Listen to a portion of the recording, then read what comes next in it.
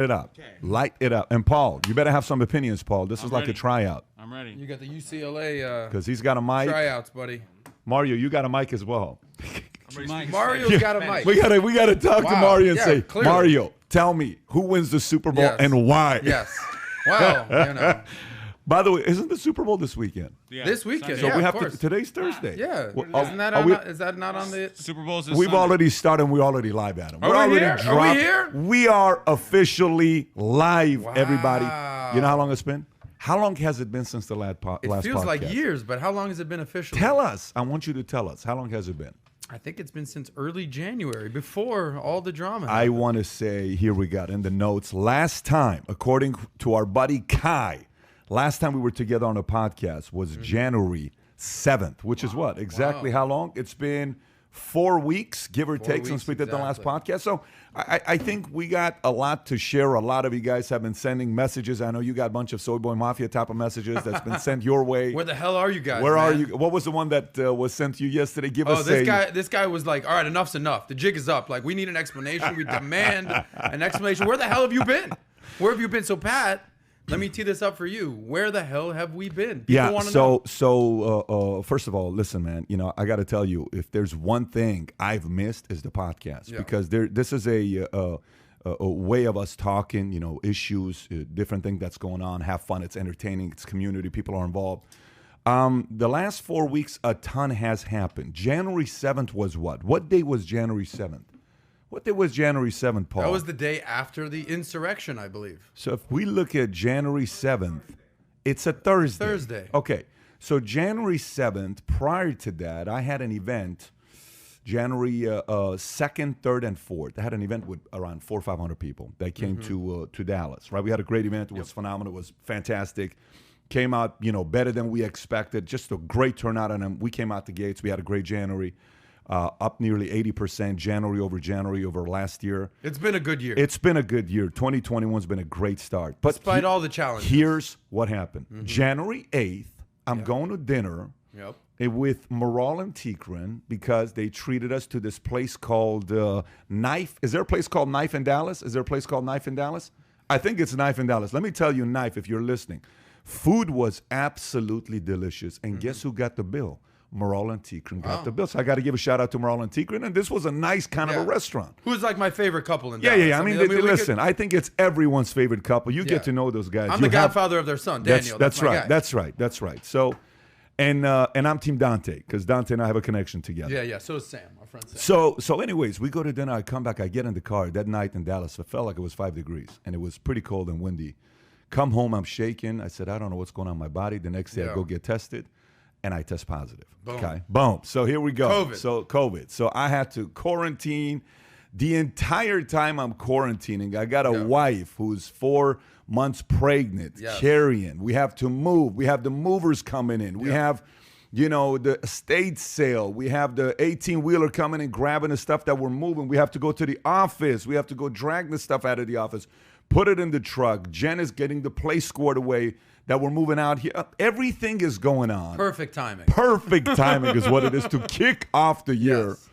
And at the same time, we are officially in Florida. We've been planning this move to Florida for quite some time. We just made the announcement. This there is it is, official. So if you're asking, we are officially back. We are officially in Florida. Do we want to tell them what city we're in, or we can tell them what city we're in. We are in Boca Raton. That's where we are. We are in Boca. That's where For now, we're in Boca. That's where we are. We are in Boca right now. We're 45 minutes north of Miami. We're about a half hour south of Palm Beach. Yep. I know you visited at Mar-a-Lago recently. Yep. You know, a potential 2024 candidate. Not going to happen here. We'll see. We're trying to talk about the rules. We'll see. We will talk a lot today. Yes. We got a lot to talk about today. We So anyway, so the COVID thing happened. Yeah. And I think something happened to you as well with the COVID situation. Yeah, I mean, I didn't get it at the Knife with Moral and Tigran. Yeah, I might have. You got it with the going to the nurse. He went to the ER with the nurse. Was there a nurse involved with? So go ahead, tell us about the COVID. Obviously, a nurse involved. Yeah. For sure. That's my niche these days. I got it probably partying in South Beach over New Year's. I thought I was, literally. Yeah, probably. Okay. I don't know, or I might have got it with Dallas with the rest of the crew because there was like 400 or 500 other people we know in Dallas who got COVID. But I think the moral of the story is this. We've been talking about COVID and this pandemic. How was it for Since, you, though? For months and months and months. But how was it? Like, I mean, you've read all these things, Yes. and you don't know if people tell you how it was for. How was it for you? We've had conversations. It's kind of you kind of need to like go through something before you can kind of give your opinion. Yeah. So we've been talking about COVID and businesses that are shutting down should remain open, should they not? Stimulus checks, this and that. And I think we can agree COVID's not fun, right? Yeah. Like you lost 10 pounds. I went from 246 to 226. 246, 20 pounds? 246 to 226 1 week. You lost 20 pounds in a week, Pat? Let me tell you, when I saw my abs, I look like a Calvin Klein model. Oh, damn. 6'4.5", like Middle Eastern Calvin Klein. My abs were out. I'm like this. Calvin Klein likes the extremely skinny guys. Yeah, coked up so minus that. Yeah, no. So yeah, I mean, for me, I just couldn't eat. I simply couldn't eat. So I couldn't keep anything down. So I could barely eat anything. The only thing I could eat was chicken noodle soup.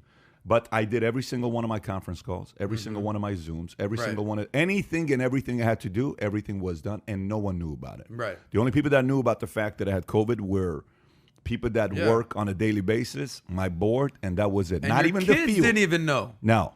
Not You even, were living in the other room, the other wing of the house. I and your was kids living didn't even at know. Four Seasons, and I was quarantined at a room all the way on the other side. No, nothing. Yeah. Zilch, zero. I couldn't have contact with those guys. And we did it the right way. I live with our nanny who's in her 60s. I didn't want to have her get anything. Nothing happened to her. Nothing happened to Jen. Nothing happened to the kids. So it was properly done. And now it's been a while, so everybody scored away, and it's good to go. But again, going back to it, the most annoying thing about COVID is it's going to take time away from you. That's it. For me, I mean, from my experience, when I'm noticing from everybody else, it's going to take a week or two away from you. And it's frustrating. What was the worst symptom you had? Yeah, so basically, I was in Miami, I got back to Dallas. A couple days later, I started feeling weird. For those of you that have not had COVID, here's my story. I had 3 days that I was at a Friday after work. Obviously, Paul, our friend over there who's behind the scenes, he's like, Gecko, you ready for the Gecko? That's our Friday night spot in Dallas. Shout out to the greatest bar in the history of bars, the Gecko. They don't need an advertising budget. Just listen to the podcast. We're sending people to Gecko. They're killing it. And I said, I think I'm going to sit this one out, guys. I don't think it's time for the Gecko. And that's when Paul knew something was up. If we're not hitting the Gecko on a Friday night, what was that? That's a big deal. It's a big deal. So by the way, did Paul ever end up going on a date with the girl from Gecko or no? But he did buy her boyfriend dinner out of respect. Yeah. So. Much respect. About her. I respect your about girlfriend her so dinner. much. Oh, never called her back. He also showed her his Ron Burgundy outfit on Halloween. Hold on. Did he really though? We're going to have to We got Mario here. That's Mario's voice. Mario. Address the elephant in the room over here. Oh, my goodness. Yes. Mario. By the way, Mario is going to give us an analysis on who's going to win the Super Bowl this weekend. Oh, I can't wait to go this deep on Super Bowl. I'm sure you can. Kai aged and got a great tan and looks a little aged. Kai now. gave me a promotion. Kai said I had permission to do one. We miss Kai. Here's Kai the will difference. Be back in the next Here's podcast. what most people don't know. Mario was a spelling bee champion or expert, or he won something in spelling bee. Anytime I want to spell anything, I go to Mario first. He's the guy. I'm telling you. Mario's a ridiculous speller. I don't know where that gift came from. I feel like there's a story there. Yeah, but we're going to do it today because today he's going to do the search in English, not in, Kai's Norway, adding the additional 6 E's Nordic, and whatever else Kai it has is a to Viking it. keyboard. You're not going to prank us. So tell us, what's the worst symptom? So basically, what's the worst symptom you I have? had 3 days that I felt like I just got the shit kicked out of me by jumped in high school. Yeah. 3 days sitting in bed doing nothing. No cough, no cold, no symptoms, no fever, no nothing, and then good to go. Then I was good to go. So basically I had to shoot, like you said, the show goes on. Yep. I had to shoot my money episodes. Yeah. Sales Talks Money in my apartment. I had to do the business in the apartment. I had to do Zoom calls. Thank God for Zoom. Thank God for FaceTime. Yep. Thank God for technology. And, a week later or 10 days later, I tested negative 2 times. And now I'm back in Florida and we're having a good time. There you go, buddy. There you go. Yeah, buddy. but I think the bigger story here is maybe the lessons that we can take from all this. Something like this, let's give both sides of the coin. It should not shut down the entire freaking U.S. economy or the world. Yeah. That's one side of the equation. Let's not shut things down. Gyms, bars, restaurants, we get it. But at the same time, we're young. We're in our early 40s, maybe in our 30s, 20s, what have you. But we do need to protect older people. Yeah, you pointed out Mario at 20. Mario's not in his 20s. No. Okay, I didn't say anything. There's only one person here in his 20s, and it's not Mario. But go ahead. and the person back there that remains to be named because he going. might not be here. But older people, I can see why they're like, holy shit, they're gonna make it. So it is real. Yeah. The people who are like, it's a scamdemic, it ain't real, I ain't wearing a mask. It's like, grow up, guys. Like, there's people in the society that depend on us taking this seriously. But for the most part, 99% of us, we're gonna have a shitty week or two and move on with our lives. But the biggest question is, I think these days is, can you get it again? I don't know. What have you found? I mean, we're gonna find out if you can or cannot. I mean, can you get flu again?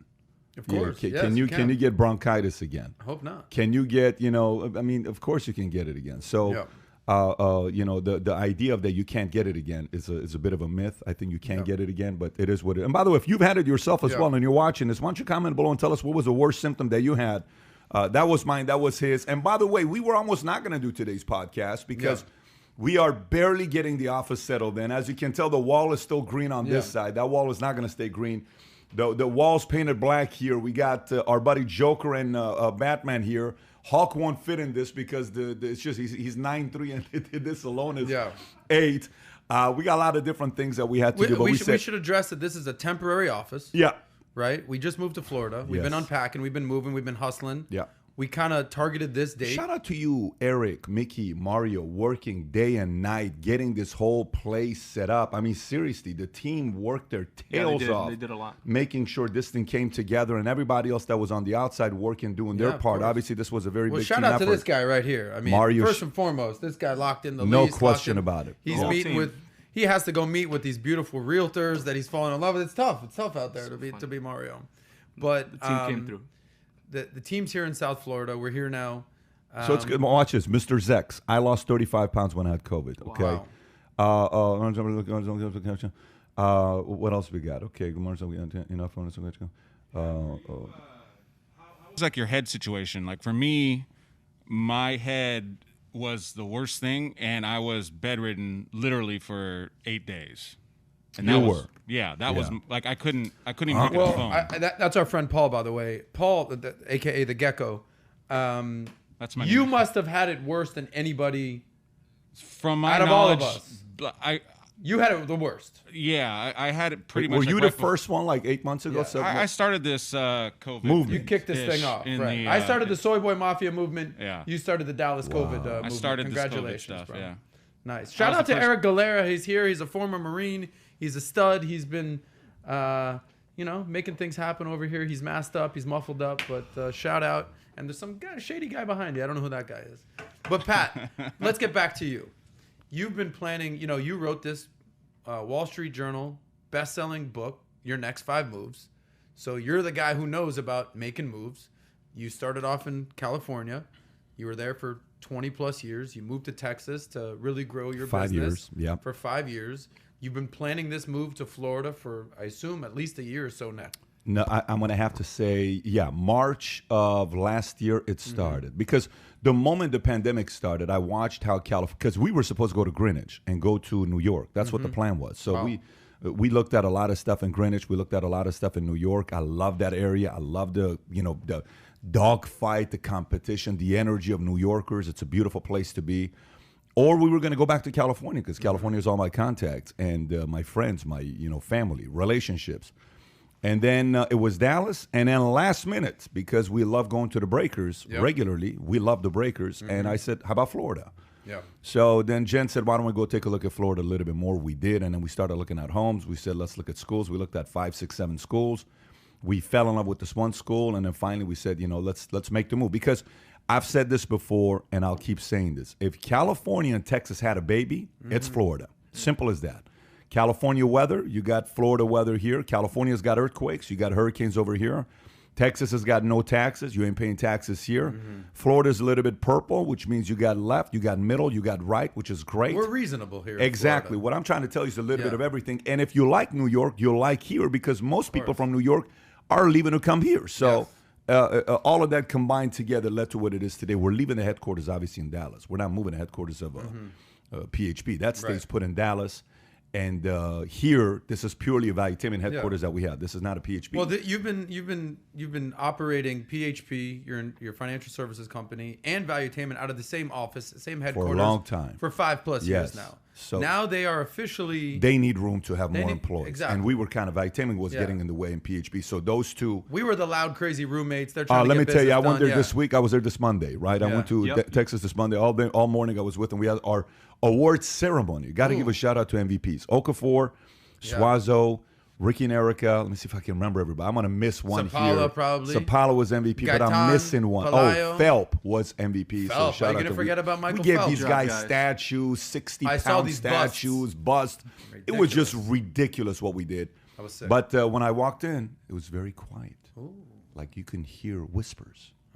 You know how people go typing like, you could hear all this stuff, right, when I walked in. And then I realized the reason why it's so quiet because all the loud mouths of Valuetainment were all gone. You weren't there. You alone count for 19 people. If you really think of the amount of noise Adam makes should equate to 19 average human beings. Would you agree with that? It's 18 to 19. I can't tell you how many times people get. I'm constantly being told to be quiet. I've never been told speak up, buddy. I've never heard that. Especially the ping pong games during working hours. Those were always. Did you end up being ranked first place before you left? Oh, this is #1 thing on my resume right now. Who's beat you the most, though? Out of anyone, so #1, I was #1 ping pong player in all of the but who's beat me the most was you. Well, really? Was you, yes. So who was? So I beat you the most. You also would not stop playing unless you beat me. Like one time we played 20 games in a row. Let me tell you, one time I'm trying to go home to make it to dinner, right? And we go one game. No, one more time. Okay, we go second game. One more time. You remember how many times you beat me in a row? I think it was like 15 or something. You beat me 13 games in a row. Okay. And by the way, at this point, I had no clue you can sweat playing ping pong. By the way, we're sweating. You know, Pat's shirt off. Jacket's coming off. He calls his wife. It's gonna be a late night. I got a big business meeting. Finally, I think we played 4 more. I won 2 out of the 4. But realistically, out of the 17 games, you beat me 15-2. Yeah. Is what they say. You know, we're gonna see what's gonna happen here. I've hired a full-time trainer, former Olympian ping pong, late at night from 10 to 2. I get trained by Sergey. Like John Stamos in Entourage? Yeah, that's exactly pretty much what's going on right now in the backyard. So anyways, are we ready to get into some topics here? Yeah, I don't know. Are we done addressing the elephant in the room? We're here in Florida. We had COVID. We've been waiting to move. I think we're appreciative of all the support we've had from the valuetainment community.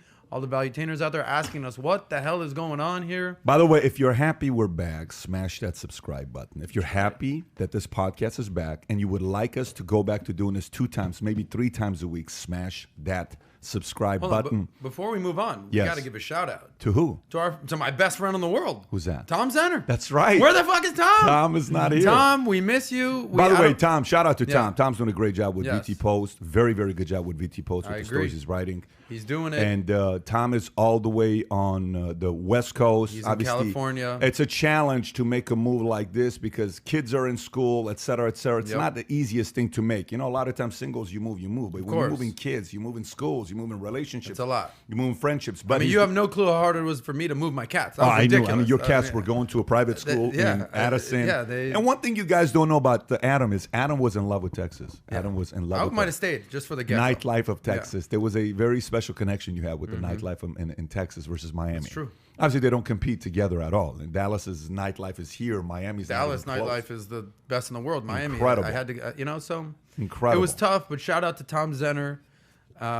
He'll be back, popping in every once in a while. We're gonna have other guests here as well. Schedule is being set up. We're gonna have some of the old friends coming back. Yes, you're gonna see Danielle. You're gonna see Udell. You're gonna see a whole new slew of people that want to get on the lineup because we're in Florida. Bizdoc wants to make a comeback. Tom Ellsworth said, "I'm gonna make a comeback." He says, "I watched the last podcast. I'm coming to go to war against Adam, but we'll see what's gonna happen." Yeah, exactly. Okay. So. Damn. And, exactly, I know. So, anyways, let me give one last thing. Give just it to us. To make this round circle all come together. You said that you went to the Breakers, and you said, all right, you and Jen, you fell in love with Florida. Yeah. 40 years ago today, my parents went to the Breakers, and they fell in love, and that's where I was conceived. And now, 41 years later, it is my birthday, and it all's come full circle. at the Breakers. It all goes down, and I've never been to the Breakers since. It's Do you realize, rule of thumb, you don't do your birthday. I do your birthday, okay, that's bro. fine. What is that all about? I'm just saying, I'm bringing up so the bring it. What are we doing? He couldn't wait. Can you go grab I'm just it talking already? about the Are you Breakers. freaking kidding me? I'm sorry. I didn't Bring know. in the girls. That's like a throwing Bring in in the the happy. girl. I'm supposed to I say just happy wanted to talk birthday about the. to I you, didn't. bro. I didn't. Gosh. I didn't want to have a big. Are big we birthday not thing. giving you enough love? Are you not getting No, enough I feel attention very at loved. home? If that you bring have a mariachi so let me band tell in you, here right now, let me tell you what our mariachi Yes. guys from Dallas wouldn't show up, but we got you a couple different unique things here. If you got it, one, we got some soy milk. I think it's appropriate for all of us to have a Yes. shot of soy Thank milk. you. This is for you. This is. Should I chug this? I might just. Pour On this all over behalf my of head the right entire crew, do we have the rest of the stuff? Bring the stuff. Okay, it's going to be here in a minute. Freaking Adam couldn't even wait to have this happen. I didn't know you really. You know, I just What wanted do to you talk mean about. you didn't I just know? wanted to talk Looking about at the my Breakers. notes, that we was know not it's the your right birthday timing, today. Adam. Like, Not the right timing. God, You timing don't is know everything. it's Guys, your I'm outta birthday here. today. Like, you know, My apologies. killing me here. I'm not even trying to. I was talking No, about the you were Breakers. not. I'm You talking wanted about the to- Breakers. Okay, all right, fair enough. You're talking about Breakers. Do you have it or you don't have it, Sam? If we don't have it, we'll wait. It's okay. Don't worry about it. Let's The just cake skip and over balloons, guys. Adam already announced his birthday. We wanna get his cake and balloons. that. No, we don't need any cake and balloons. Please Okay, don't do well, while that. you're, But shout out to Doug. He gave $5 at the Soy Boy Mafia. I appreciate Adam's it. birthdays. we had a Soy guy Mafia. here. Adam said, gave 35 to PBDF. Search online for the unsuccessful. Okay, hang on. There's There a we cake. go. Happy birthday to you, buddy. Oh, my Happy God. birthday to Thank you. you. On three, guys. Buddy, Ready? One, on two, three. three. Happy birthday to you. Happy birthday to you. Nice. Happy birthday, dear Adam. Happy birthday to you. Thank you. Wow. That's Adam awesome. Sosnick, how Thank you feeling, man? Feels great. Couldn't ask for a better birthday present to be one-on-one with PBD on our first podcast. It feels very great. And I got my soy boy Bro, protein you over here. gotta get the Yeah, soy of course. ready because Protein. I'm going to chug this We're after gonna the get show. hammered on your soy. We're going to take There shots of you silk go. milk. Happy birthday, Adam. Send him Thank some you. love. Send him Thank some you. love. Okay, there you go, Okay, buddy. we can move this. No, leave it, man. It's appropriate. It's got to stay. I want to make sure you know the entire time we appreciate you. Okay, I want this thing to stay right Thank you. here. Love you, buddy. Props. Thank you. We love Thank you you. too, Thank bro. you. 100%. Thank The you. entire team. I didn't mean loves to you too. ruin the surprise here. It's all good, bro. We knew it's your birthday. I wanted to just move on We're and gonna get go into to the lunch substance. today. We're gonna do Oh dinner. You're my gonna be God. treated Oh, today, look at buddy. all of us. Come Thank on, you man. guys. Thank you guys. And it'll be kosher too. Yeah, It better all be. of it. It all of freaking better be. So, are we ready? We're ready. Let's get into it. We're Okay, ready. Paul, Mario, we're going to come to you for advice as well and counsel as well and feedback. We're gonna So need be that. ready to give We're some gonna I'm feedback. ready, Pat. I know I Mario's mean, done I've been training all night. Mario's done a lot of research last night. Okay. Oh my God. All right. So first of all, Adam said, Adam Brasic, shout out to you, PBD. He gave $35. I have researched Wow. online, but have been unsuccessful. Can you please post a link to the greatest general in history story that you referenced? You know, honestly, the book is a small book that John Maxwell has. It's a blue book from like 20 years ago. Adam, can you do me a favor? Send me a message on Instagram, and if I don't respond back, send it again 2 or 3 times so it comes up, and I'll personally go try to look for it and send it to you. And I'll send a link to you from Amazon. Send that message to me. I'll try to find it for you. And then, Adam, you're just getting a bunch of love from everybody. Thank saying, you, guys. I you know, appreciate it. if you love Adam and you want to give him a shout out, you know, I'll put the link below for his Instagram account. Go give him some. One of our love. friends So, said, "Happy Soy Boy Day." That's great. seriously, I mean, they got to make it official here in Florida. Okay, so from the last time we spoke, Yes, sir. till today, Capitol, that's Insurrection, gone, okay? craziness. We have Joe Biden is no longer president-elect. He's our president. He's the guy. He is the president. I know you have a nice painting of him on the wall, so he's the Big time. president. From that moment till today, Jack Ma resurfaced. Okay, he went Finally, away. yes. He resurfaced. Retrained, re-educated. GameStop, you know, get Wall into that a Street little bit, bets, yep. you know, they went up against, you know, Wall Street, and it wasn't pretty. You know, Melvin Capital lost a lot of money. Seth Cohen Citron, and those guys Citadel. have to give him $2.75 billion and bail him out. And it was just not a pretty situation that took place, right? And then Trump's getting impeached second time, from last time to this time. Biden's cabinet's official. Janet Yellen is the first female Treasury Secretary. It's locked in. Pete Buttigieg is the first openly gay cabinet confirmee and youngest transportation secretary in history. All of this stuff has happened in the last 4 weeks. Some of it is old story. We don't need to really talk about it. Yeah. Some of it we'll cover right now as well. But let's go into a couple different stories that we have going on right now. That's maybe business, and then we'll go into some of the other political stories, sports. We'll cover all of it. So first one I think we ought to get into is Uber.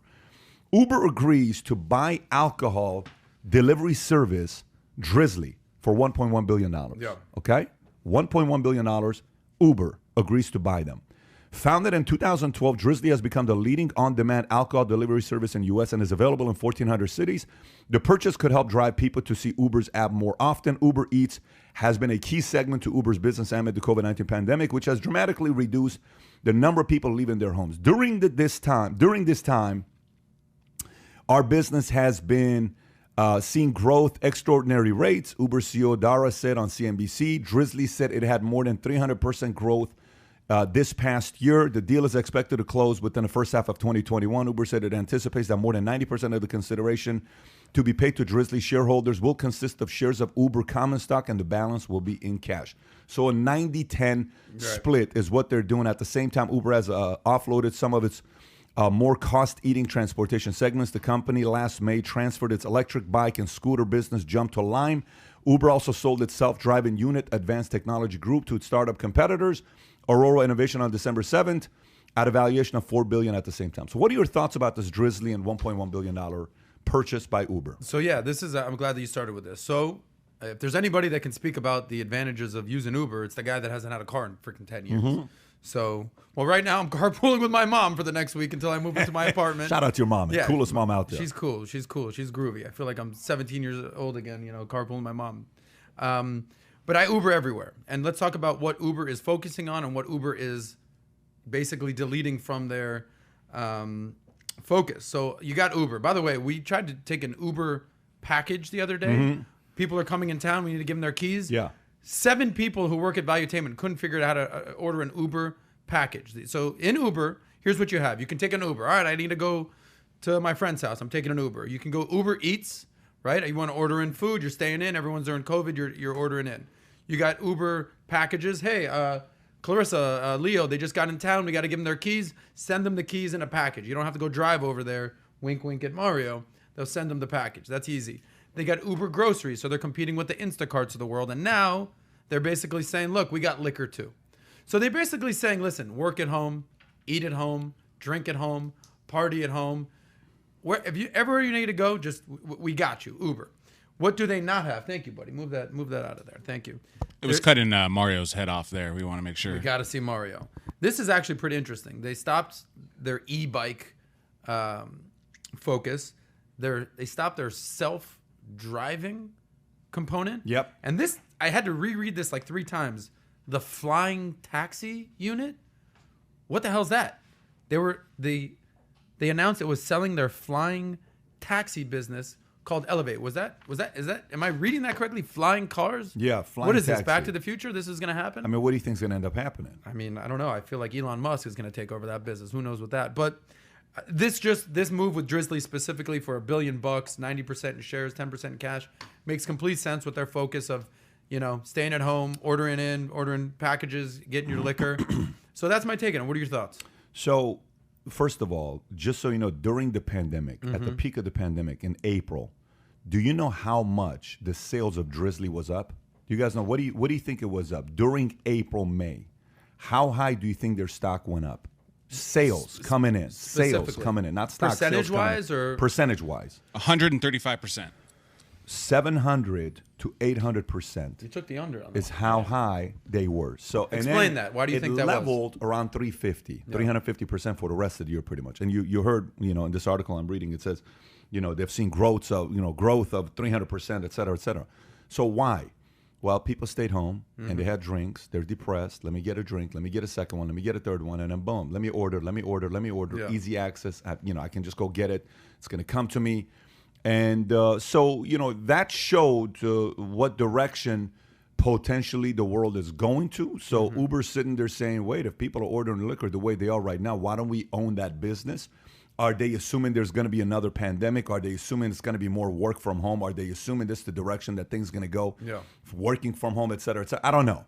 But they definitely made the right move. This is a very, very smart strategic purchase that they made. And I think this is going to be benefiting Uber in a big way for a very long time. This isn't going to be a small business here. This $1.1 billion business that they bought, Look at this $1.1 billion business, how quickly it's going to end up being a $20, $30 billion business. Oh, you think so? Oh, buddy.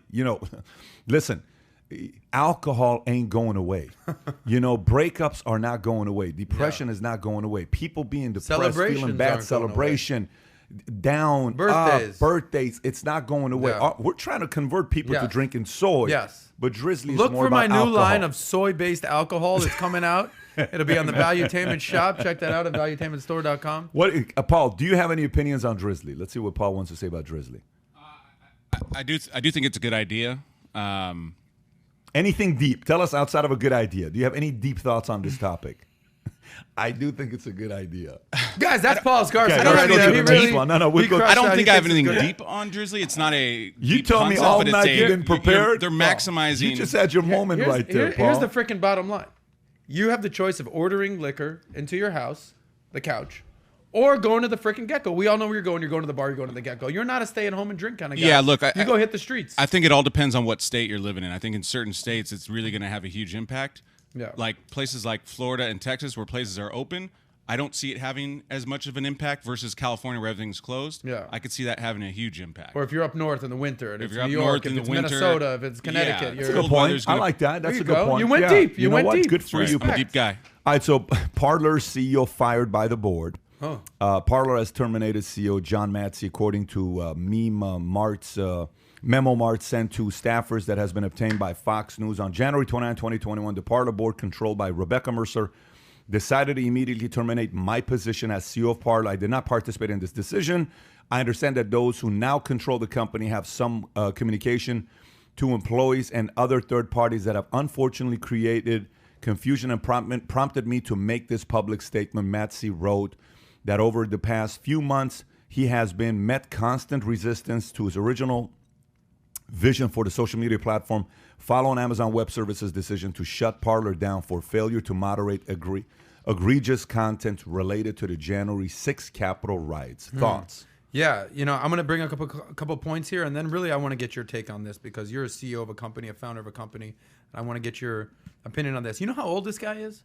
The founder of Parler. Late 30s? He's 27, 28 years Okay. old. That's pretty impressive. Very. Okay, 28 years old, you're the CEO of Parler. How much do you think this guy's worth? Well, at the peak or at the low? Because Right now, I don't know. I checked his net worth. I don't think it's an accurate net worth you read. Really? There's no way the net worth is accurate. Wow. His net worth collapsed probably 70, 80% in the last 90 days. So what You think it's gone down in the last 90 days? What did it say his net worth is? $10 million. Okay. No, he's probably worth, a number like that because a company went all the way up to, $750 million company. Is it a public traded company? No. Okay, I don't know if it's. All I'm saying is, as far as the way they were valuing their company was around being $500 million to $1 billion company. Wow. So from that to the drop off, it's a complete different story. Yeah. But what do you think about them firing him, the board? Listen, you're the CEO of a company. You're a founder of a company, right? I mean, all I've ever been is a VP of sales at a company. I've never founded a company. What does that entail when you found a company? You're the CEO. I assume that you have a major hand in selecting the board members. Yep. And then they say, hey, buddy, Pat, hit the road. What does that feel like as a CEO and a founder? So that means he doesn't have control of the board. That means they own more shares of the company potentially than he does. So it's not like he is the founder, the CEO.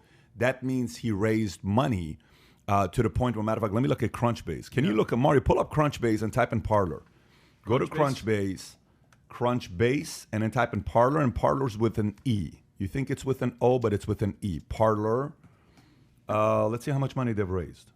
Parler, do you see it? Okay, type in Parler. He just told you it was with an E, Mario. Did he do O? Yeah, he went O. Okay, Parler. He's showing us his O There you face. go. Kai was texting me. Okay, so click on Parler right there. I'd go up a little bit. Go up the other way. Yeah. Founded 2018, Angel. Okay, keep going up. Up. What? So they haven't raised money? Wait, okay, number of investors, 2 highlights. Click on that to the right there. Rebecca Mercer, Angel. Okay, click on Robert Mercer. See how much he gave. Are they disclosing it or no? Go up. Robert Mercer. It says undisclosed amount. Raise an undisclosed amount. Then go to the next one. Go back and see if we can find out if Rebecca's number is public. Interesting. Why would you make it undisclosed?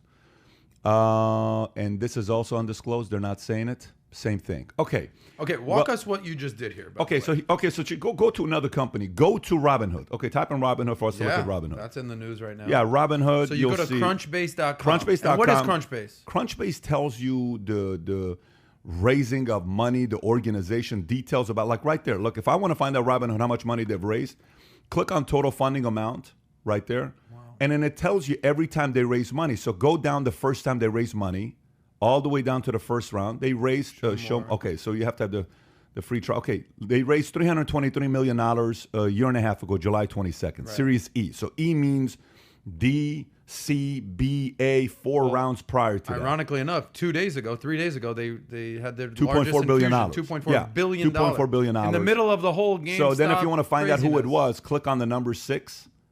Click on convertible note Robinhood right there. Let's see who was the people that were involved. It's big names. It's not small names. Sequoia Capital, Ribbit, New Enterprise Associates, Index Venture. I mean, they got, and Andreessen Horowitz. I mean, they got the main guys that are putting money with them. 6 investors came in, put $2.4 billion. So Parlo, in the middle of all that. But listen, all of this stuff that people are saying with Robinhood.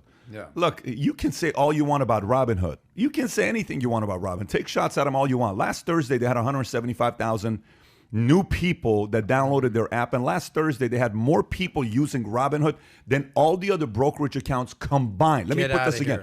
Last Thursday, after all this heat, after all this being trashed by AOC, Musk, everybody that trashed them, right? Last Thursday, they had more people on their app than anybody else, all their competition combined, right? Let's name the competition who they're competing with. E-Trade, Short Trade, Scott Schwab, Trade, Vanguard, Schwab, all of them. So Robinhood is bigger than all these guys now. I didn't say bigger. Traffic, more people. Remember, it's a free platform. Right. So the market is not the market of higher echelon. You know, it's more $500. I'm going to buy 1 stock. I'm going to buy 10 stocks. Their quantity, not quality. Their quantity.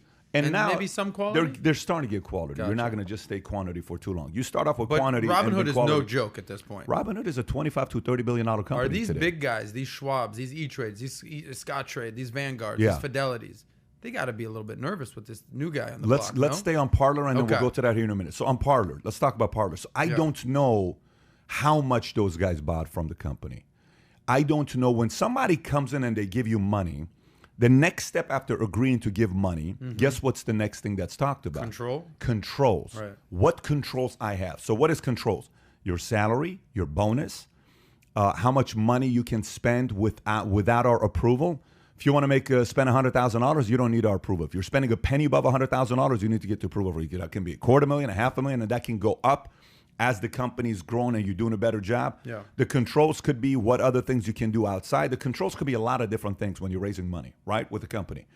I don't know the controls of this guy. I have no idea. I don't know how he set himself up. If he's 27, 28, he could be smart, he could be brilliant, but he's not that experienced to know what controls matter and what controls don't matter. When you hear the saying, when a man with money meets a man with experience, the man with experience leaves with the money. Right. The man with the money leaves with the experience. Yes. He just left with the experience. Wow. Okay. Profound. That's literally exactly what happened. That's exactly what just happened. Gotcha. He just left with experience. So now they're firing him.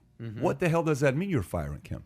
Does this mean you have somebody in mind that you're going to recruit that's going to be able to get the web services up and Parlo's going to be back up? So for some of the people that are Parlo, like pro Parlo community, this could be a good thing, because if the board is firing him, maybe they think if they bring somebody from a Google, maybe they think if they bring somebody from another company to make the company be more independent, right in the middle, maybe they bring a former executive from Amazon to bring, maybe they think that connection is going to get Amazon to say, fine, we'll go, because the person that's now running the company is a former executive of Amazon or whatever.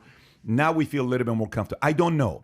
But if you do make a public firing of a CEO, you do not look good if you don't have a plan afterwards. Gotcha. I don't know if that makes sense or not. Of course. If you just fired me, you better have a plan. So if within the next week, Parlo's board doesn't have a new guy, gal, leader that's going to be running it, that starts showing progress, what was your point about firing the guy? What statement did you want to make? Like, what was the motive? Parlo's down. Nobody's downloading the app. They don't have AWS. All the other web services don't want to give them the business. They keep saying, oh, we're going to come out with a new web service. Oh, something's going on. If you don't have a replacement, you're going to look like a fool yourself. So the board's about to look like a fool if they don't come out with a replacement. This is not just him looking bad. The board's also going to look bad if they don't bring somebody that's going to make the company go back to being... Let me ask you a question on that. Do you think that companies are being put in a position to maybe a pressure position to make these type of decisions, to make the masses maybe feel better about their company? How do you think they're processing decisions like this? Because a lot of it has been happening the last few weeks on decisions being made that are made by others. So that's a great question. So this leads to Robinhood, right? You're talking about Robinhood. So what does the name Robinhood mean? What does the name Robinhood mean? Steal from the rich, give to the poor. Steal from the government. No, remember, Robinhood cartoon was never steal from the rich. It was steal from the tax stealer, which is the government. The monarchy. People get this confused. They think it's stealing from the rich. The rich was the government. Right. That's what it meant. So it's not steal from the rich. The rich creates jobs. The government who forces tax on you is who they want. Robinhood wanted to get money back from. Not the small business owners that were selling bread and Robinhood never went and tried to take money away from the people that are creating small businesses. Right. That wasn't the idea. Robinhood was trying to take money back from who? The big government that's bullying the average guy that doesn't have any control because of regulation, right? Okay. People imposing taxes. Yes. So Robinhood started off as a great idea. It's purely accidental. It went from what it was. I mean, you did a great video on it yourself just a couple days ago. It went from what it was to, hey, this is for average investors. You're not going to have to pay anything. Just come over here and do your trades. Beautiful story. And it grew. And it got the attention of a lot of different people. Lots of big names. Lots of Hollywood people. Lots of celebrities. You keep seeing videos and advertisement from these guys that keep doing their thing. But eventually, when you raise $2.4 billion, your boss is no longer the customer. Your boss officially changed. When all of a sudden you go from your customer is middle America, but your owners is Wall Street, you're conflicted. Oh, yeah. Big time. Big time. So who are you loyal to now? Who do you have to listen to now? Who can fire you now? Who can say, you got to get out of here now? You're sitting there saying, well, these guys, this company is at $30 billion. My net worth is now XYZ. What do I do? How do I keep them happy? How do I keep the consumer happy? But I got to make sure these guys are happy. When he shut down and said no trading, you're talking about Vlad. I mean, you think people are naive when Elon Musk's asking those questions on Clubhouse, and he's just grilling him 16 minutes. And going back and forth. I mean, you don't think people are naive that what happened there, but it's not the point. The board, the founder starts with a vision. And the vision is, here's what we're doing this company for. The board, the buyer of the company, when they come in and they're like, listen, we love your vision. Keep driving the company. But we like profits. That's what we like, okay? So if you want to focus on profits, the relationship between those two has to be set up in a way where the vision and the cause doesn't change. If the vision and the cause changes, you could potentially lose your customers that you already had, although that's not happening in Robinhood. But today you're living in a different time. You're living in a time right now where you're seeing a Parlo, you're seeing a Robinhood, two different stories. Parlo founders, maybe the guy that came out saying, we got to go against Facebook. We got to go because freedom of speech. We have to have people to be able to say whatever they want to say, because that was his message, right? That's what we're going to do. Vision. But the money guys are like, listen, that's great. We just gave you $10 million. We just gave you $50 million. I'm sorry. Give us our $50 million back. I don't have that kind of money. Now we're changing it. So to change it, we have to bring somebody that's going to be a little bit more reasonable, a little bit more this. Someone who probably gets along with big tech a little bit better. You kind of have to do that today. You kind of have to do. You got to follow the laws today on the social side because. So one day I had a group of people in my office and I wrote a map. I said, the Democrats are brilliant. They're so brilliant. And I was having this conversation last week, I think, with Robert Kiyosaki, I think it was. I don't know who it was. Somebody I was having this conversation with last week, And I said, Republicans chased money. Democrats chased influence and control, period. Let me say that one more time. Republicans chased money, which was what? Man, let me just make money and leave me alone, okay? So traditional business that you go to, that you don't have influence, but traditional business that you go to. Are you talking about politically or actual independent, like voters? I'm talking politically and power player billionaires. Gotcha. This is what I'm talking about. Gotcha. Democrats said, no, we have to control voice. So what did Democrats, billionaires, start buying? LA Times, New York Times, Washington Post, Time Magazine, et cetera, right? Then what do they do? Amazon Web Services. Now it's the biggest. They're killing it, what they're doing. Amazon, Facebook, Google, Twitter, go through all of them. Dorsey, all of these guys. For Republicans now to compete on the media side, you know how long it's going to take for them to compete in the media side? Decade. 2 decades, not 1 decade. No way. 2 decades. On the media side. On the media side, it's going to take 2 decades for them to even have a shot. And by the way, 2 decades from now, you think it'll be 50-50 even? No way. 2 decades from now, it will still only be 70-30. Where do you think it is now? Oh, I think it's 98-2 right now. That big of a Give me on the right what the media has. One channel. Yeah, they got Fox, you got Newsmax, you got Newsmax is not at the level. You don't put those guys at that level yet. Newsmax, as far as an NBC, you do not put them at that CNN, level yet. Or like that. By the way, if you look at right now, it's MSNBC, it's CNN, it's Fox, then you got CBS, ABC. All those other guys are all on the left. They're not on the right. So this is a little bit more of a long-term strategy that, folks got to sit down and kind of think about on what's taking place. You can't just sit there and say, let me tell you, this is not fair and this is not this. No, it's not called not fair. It's called competition. And it's called, some of the strategies that you had Republicans on your side kind of didn't help you out. And if you don't start making some changes right now, you're going to have to behoove and you're going to have to bow down to whatever they have to tell you because they control. That's just what's going on, period. So there needs to be a major, I'm on a flight back with a guy, Jerry. I'm trying to sleep because I had 3 hours of sleep that day. There was an award ceremony. I'm trying to sleep. Couple days ago, but Jerry's got great stories, phenomenal stories. And he's telling me, 1967, he started working for Bell, and back in the days when, AT&T had a monopoly because AT&T pretty much controlled the market and the government had to come in and break up AT&T because you could only buy phone system from one place. So AT&T would come in and they would say, hey, you got 3 plans. Which one do you want? I don't like any of these. No problem. Okay, cool. Good luck. So can you imagine there is nobody else that's coming to your house afterwards? So the government said, you can't do this. So they broke them apart. Then they became different companies. Anyways, he finally said, what's the one thing about Democrats against Republicans? He said, what? He says, Republicans compete against each other. Democrats unify, even if they hate each other. You have to give them credit. They are united, even if they hate each other.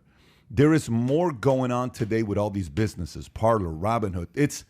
It's more political than people even realize today. This is no longer about just doing business today. It's not. It's a complete different game. So a 27, 28-year-old that's going in, and the Zucks of the world who started Facebook, Zuck's brain is also a different kind of a brain. It's not a regular brain. It's, in the Gates brain and the Jobs young brain, those brains are wired in a different way. To compete nowadays, you need to be ready. And you need to have influence from many different places, especially in the social media game. Let me, something that's on my mind since we're going to go back to the Parler CEO. He's 28 years old. Zuck's probably in his late 30s now. You said a quote a little bit ago. You said, show me 2 people. The man with money meets a man with experience. The man with the experience walks away with the money. The man with the money walks away with the experience. We have an audience who are in their 20s, 30s, 40s, what have you. You founded PHP. You were how old? 30, 31. Okay, 31. But, but up until that point, you were a big dog at your former company. I was doing good. Okay. Yeah. You're now 42 years old. 42. Walk us through PBD, founder, CEO, 30 years old. Yeah. Versus PBD, CEO, founder, 40 years old. And use that analogy between money and experience, because now you have both. Back then you had little, right? You had some money, some experience. Yeah. If PBD when he was 30 meets PBD when he's 42, what happens? Well, let me ask you a question. Trump, 74, when he becomes 72, 71, when he becomes president, does he have a lot of experience? Of course. Does he have a lot of money? Yeah, sure. Does he have as much experience in politics as politicians have experience in politics? Probably not, no. It doesn't matter how much experience you got in business or in wealth that you have. If you go enter a field that you don't have experience in, you will get schooled. Gotcha. Experience and money, like experience in one place doesn't mean that that experience bleeds into every other thing that you do, right? And so what happens when you do that? The biggest thing that changed from the 31-year-old PBD to a 42-year-old PBD is asking counsel and then processing for myself. So, hey, I don't have all the answers. 31-year-old, I have all the answers. You don't have all the answers. 42-year-old, You know, hey, what do you think? What happened here? What happened here? What should we do here? What do you think about this? So it's a little bit more of asking for counsel than I know exactly what I'm doing. By the way, both is needed because you need a little bit of, I know where I'm doing. We're going to go take over the world. You need that drive and the fire to go out there, right? That level of determination. But the experience comes with, hey, we're about to do this. What do you think about this? I would take this angle. Tell me why here. Okay, interesting. Let me go ask Johnny. Johnny, what do you think? Bobby said this on the board. You know, so it's a little bit more wanting to get counsel rather than I know exactly what I'm doing. Trump got into politics, became a president, did what he did 4 years. He said everything he said he was going to do. He did it. And then, but he didn't win allies on the left. And you don't have to win 100% of them. Yeah. Not 1%, not 5%, not 10%. You need them. Especially today, you need them. In the business world, you do as well today. Because all this stuff about Wall Street bets. Well, Wall Street bets, you know, here's what they're taking down Wall Street. Really? What kind of context do they have? Because Melvin Capital, Seth Cohen, Citadel, Citron, all those guys have to do is make 5-10 phone calls in D.C. Then they create new regulation. Then they create tougher barrier to enter. Then they're able to target companies like Reddit because they have the contacts all the way at the top, which is politicians. It's a different game today than it's ever been before. It's always been like this. Don't get me wrong. You've always had to have an element of this. But today you got to be ready to compete in the next level. So are you saying that the Wall Street Bets Reddit community are not as powerful as they're somehow being made out to be? Because I'll give you a quote. You know, Chamath Palihapitiya, very smart guy, brilliant, potentially running for governor of California. Brilliant guy. He's out there. He's talking about everything. You know, he's said things like, let the big airlines fail, companies fail. I agree with that. He said, oh, you do? Because we could talk about that. If you don't, I fully agree with that. You did a 4 elements of capitalism episode. I fully agree with that. Freedom to fail. You talked about that. Freedom to buy, freedom to try, freedom to sell, freedom to fail. Freedom to fail. Yeah. He says Wall Street Bets is now officially the #1 hedge fund in the world because they are a democratized and decentralized platform. And this is his opinion, obviously. But I don't disagree with that. Okay. Everything what you just said, I don't disagree with that. But here's the issue. Yeah. Who was the most famous people in the world 4 months ago? Most famous person in the world, powerful person in the world 4 months ago. Well, maybe Trump was 4 months ago. Well, 4 months ago. Yeah. What happened to him? Goodbye. What happened to his Twitter account? What happened to his Facebook account? Peace out. When's the last time you said, let me check on Trump's tweet. Here's what Trump said. When's the last time you heard? Best 2 months of my life. By the way, you know what's crazy? Not for CNN. They're down 44% so is Fox. Yes, viewership. Yes. 44%. In the last 30 days. In the last 30 days. That's a scary thought. 30 days is a long time for business to be down 44%. They're wishing that Trump would tweet something. You can't. What are you going to do? Joe Biden's the greatest of all time. No one cares. Yeah. People want People want media's that, right? So they're now taking a hit.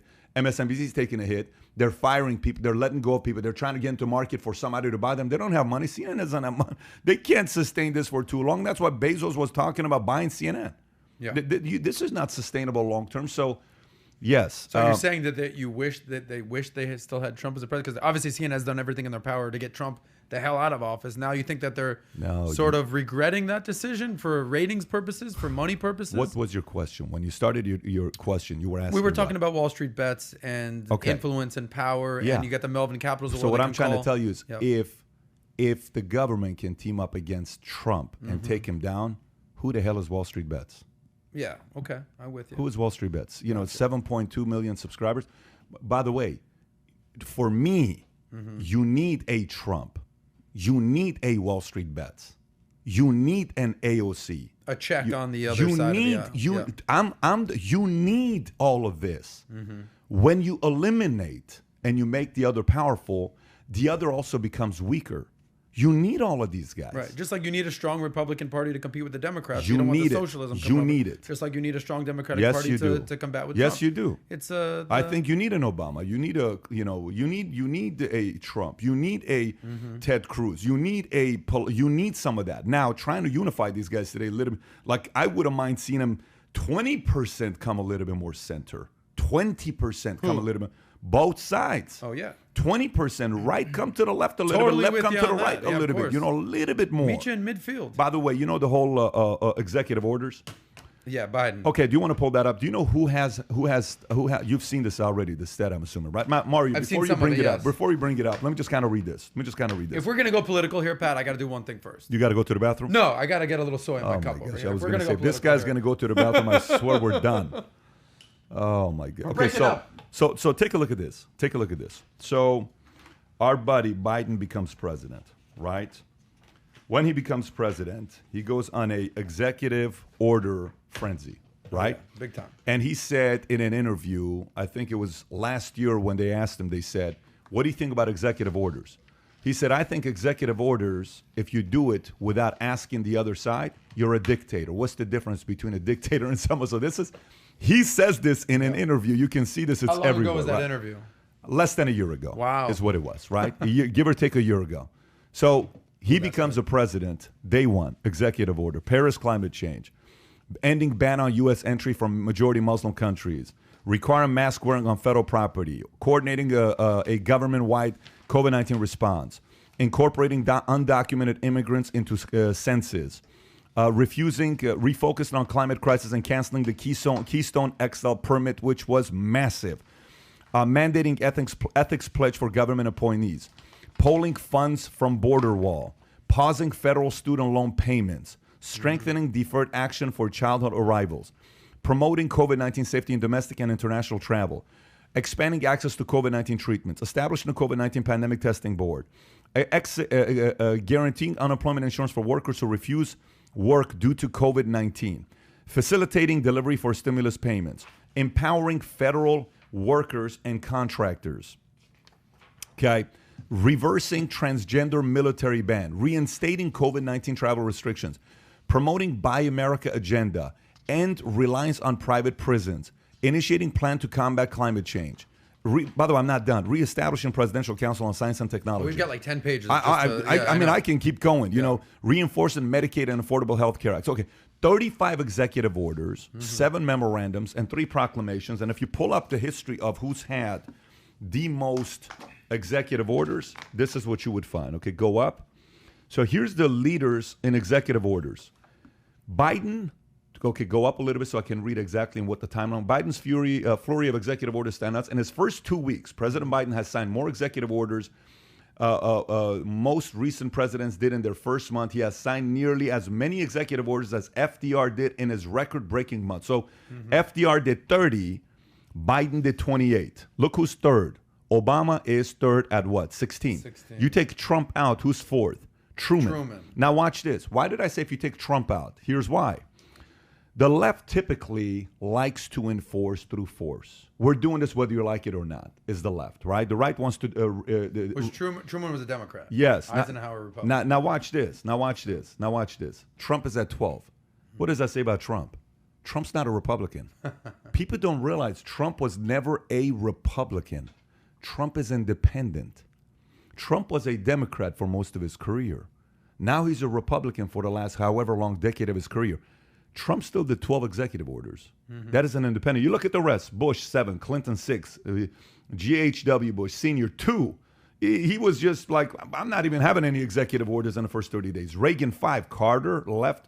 7. Ford, 5 on the right. Nixon, 5 on the right. Johnson, left. 7. Kennedy, left. 7. Eisenhower, right. 6. Truman, left. 13. This tells you about how they look at executive orders. So what does this have to do with what we were talking about earlier with what do you call it? With Wall Street bets. If the right people want to just go out and create a new law and push Wall Street bets around, they can easily do it. You know why? Most of these guys on the left were funded by Wall Street. So if you get funded by Wall Street, you have to kind of realize, just like the company we talked about, Robinhood, which is what? You campaign for the little person, the small people, the people that don't have the money, but you report to who? The people that gave you big money. Yeah, of course. Wall Street people. They give you the big money. This is no different here. You campaign, we got to help but you have to report to the people that funded your campaign. And if you don't make that phone call and the campaign people call you and say, hey, listen, we gave you this much money. Here's what you need to do here. We need a law, pa, pa, pa, pa, pa. We need barrier to enter, pa, pa, pa, pa, pa. We need somebody to go look at Wall Street bets and investigate them. We need somebody. That's how this thing works. I am fully on Wall Street's bet side. I'd like You are 100%. Okay. Are you? What do you mean? Of course you Okay, are. 100%. But you need contacts. So hopefully these Shamats and Musks and all these other guys are so on their side that they protect them. Hopefully. That's who they need. Well, That's who they Shamat need. has basically come out and said that he's on this team, and he donated $500,000 to Portnoy. Barstool. Yeah, he did. Fun business thing. Yeah. So with I mean, I don't know how much time you want to spend on Biden's executive. We have like 12 pages. Go for just it. On, Go for it. You know, I went through some of these, and let me give you, I guess, my perspective on this. I went. There's probably 4 pages. I don't disagree with a lot of these things. Yeah. You know, so let me give you 2 sides of the coin here on Biden. Number one, he came out there and he said, what's the quote that you said? If you do too many executive You're a dictator. orders, you're a dictator. Yeah. At the same time, he's just reversing a lot of what Trump just did. So Trump came in, reversed a lot of what Obama did. But Biden's so do the other presidents can do the same thing. Totally with you. But he's doing it more than the others. What's the one thing in common with who FDR when he was the president in 1933? What do they have? World in War. common? They had a crisis. They just had They just got out of the Great Depression, in the middle of the Great Depression. Now they're in World War II. So Biden, because again, this is in the first month of the presidency, right? This is what this stat is. Trump came in and there wasn't a lot to quote unquote change. He did it, you know, in my opinion, a lot of it out of spite, a lot of it of like, well, Obama did this, I'm doing this. Yeah. Biden is coming in, a lot of his mask mandates, you know, executive orders on climate crisis. You know, obviously he's no fan of big oil. A lot of it is COVID-related executive orders. Why don't you ask the other side? Why don't you ask the other side? Well, that's my next point. Why don't you ask the other side? Why don't you just say, hey, guys, if it's not that big of a deal, why don't you ask him? I don't know how that works within Congress, but yes, If it's not a big deal, why don't you ask him and sit down and say, guys, here's what I want to do. What do you think about that? Yeah. And let them say we disagree. Okay, I'm going to do it anyways. How long does that take, though? Because this politically, it could take weeks, months, years to get stuff done. He's like, let's get it done. Listen, for me, here's like my approach. You know, Tico and Dylan get into it. Okay, did you guys try to address it with each other? No, I don't want to talk to them. I can't help you. Talk to each other. Yeah. Get in a room and figure it out. Then come out and still do the executive order. I'm good because now you can say what? Look, I went in the room and I talked to these guys. We tried to talk about. They didn't want to talk to me. Yeah. Okay, cool. The people are going to say, you know what? Fine. But you at least made what? The effort that, hey, here's where we are. This is what I want to do. You know, you can't drop the word unity and not do that. So, for example, if your campaign, Jimmy Carter's campaign was what? Human rights. Okay. And he targeted 2 countries, Iran and Cuba. Okay. Human rights. Late 70s. Late 70s. Human rights. Human rights. If that's your campaign, you better advance that campaign. Trump's campaign was what? Build a wall. Build a wall. Build a wall. Build a wall. Yeah. But it was build a wall. Build a wall. Build a wall. Guess what? He started building a wall. Right? That's what I need to do. Taxes. Build a wall. Etc. He said what he's going to do. Great. If you say unify, you got to unify. So then don't say unify. Obama said what? Change. Change to what? Change of philosophy? Change of what? Obamacare, healthcare. Guess what? He kept his commitment of, I'm going to go out there and make change. Now, he got up and says, it's not going to cost you a penny. We're not going to tax you. You can keep your plan if you want to. That was not the truth. It wasn't the truth. But he did make drastic changes, scary changes for some people on the other side, but he kept his commitment. You can't say unify. Is that basically your point here on Biden? Is that you're saying I'm going to be the president for all the people? Biden's been known as the unify? centrist. You're the centrist. Let's just say you're a center left guy, etc. Okay, great. Show a little bit. And of now it. He's coming in as a dictator. Now essentially your point. He's coming in on what he called a dictator, not what I call a dictator. His interpretation of a dictator. I never said he's a dictator. He said he's a dictator. That's what Biden called himself. Is it the fact that you don't agree with some of the executive actions, or just the fact that he's making executive actions regardless of what the actions are?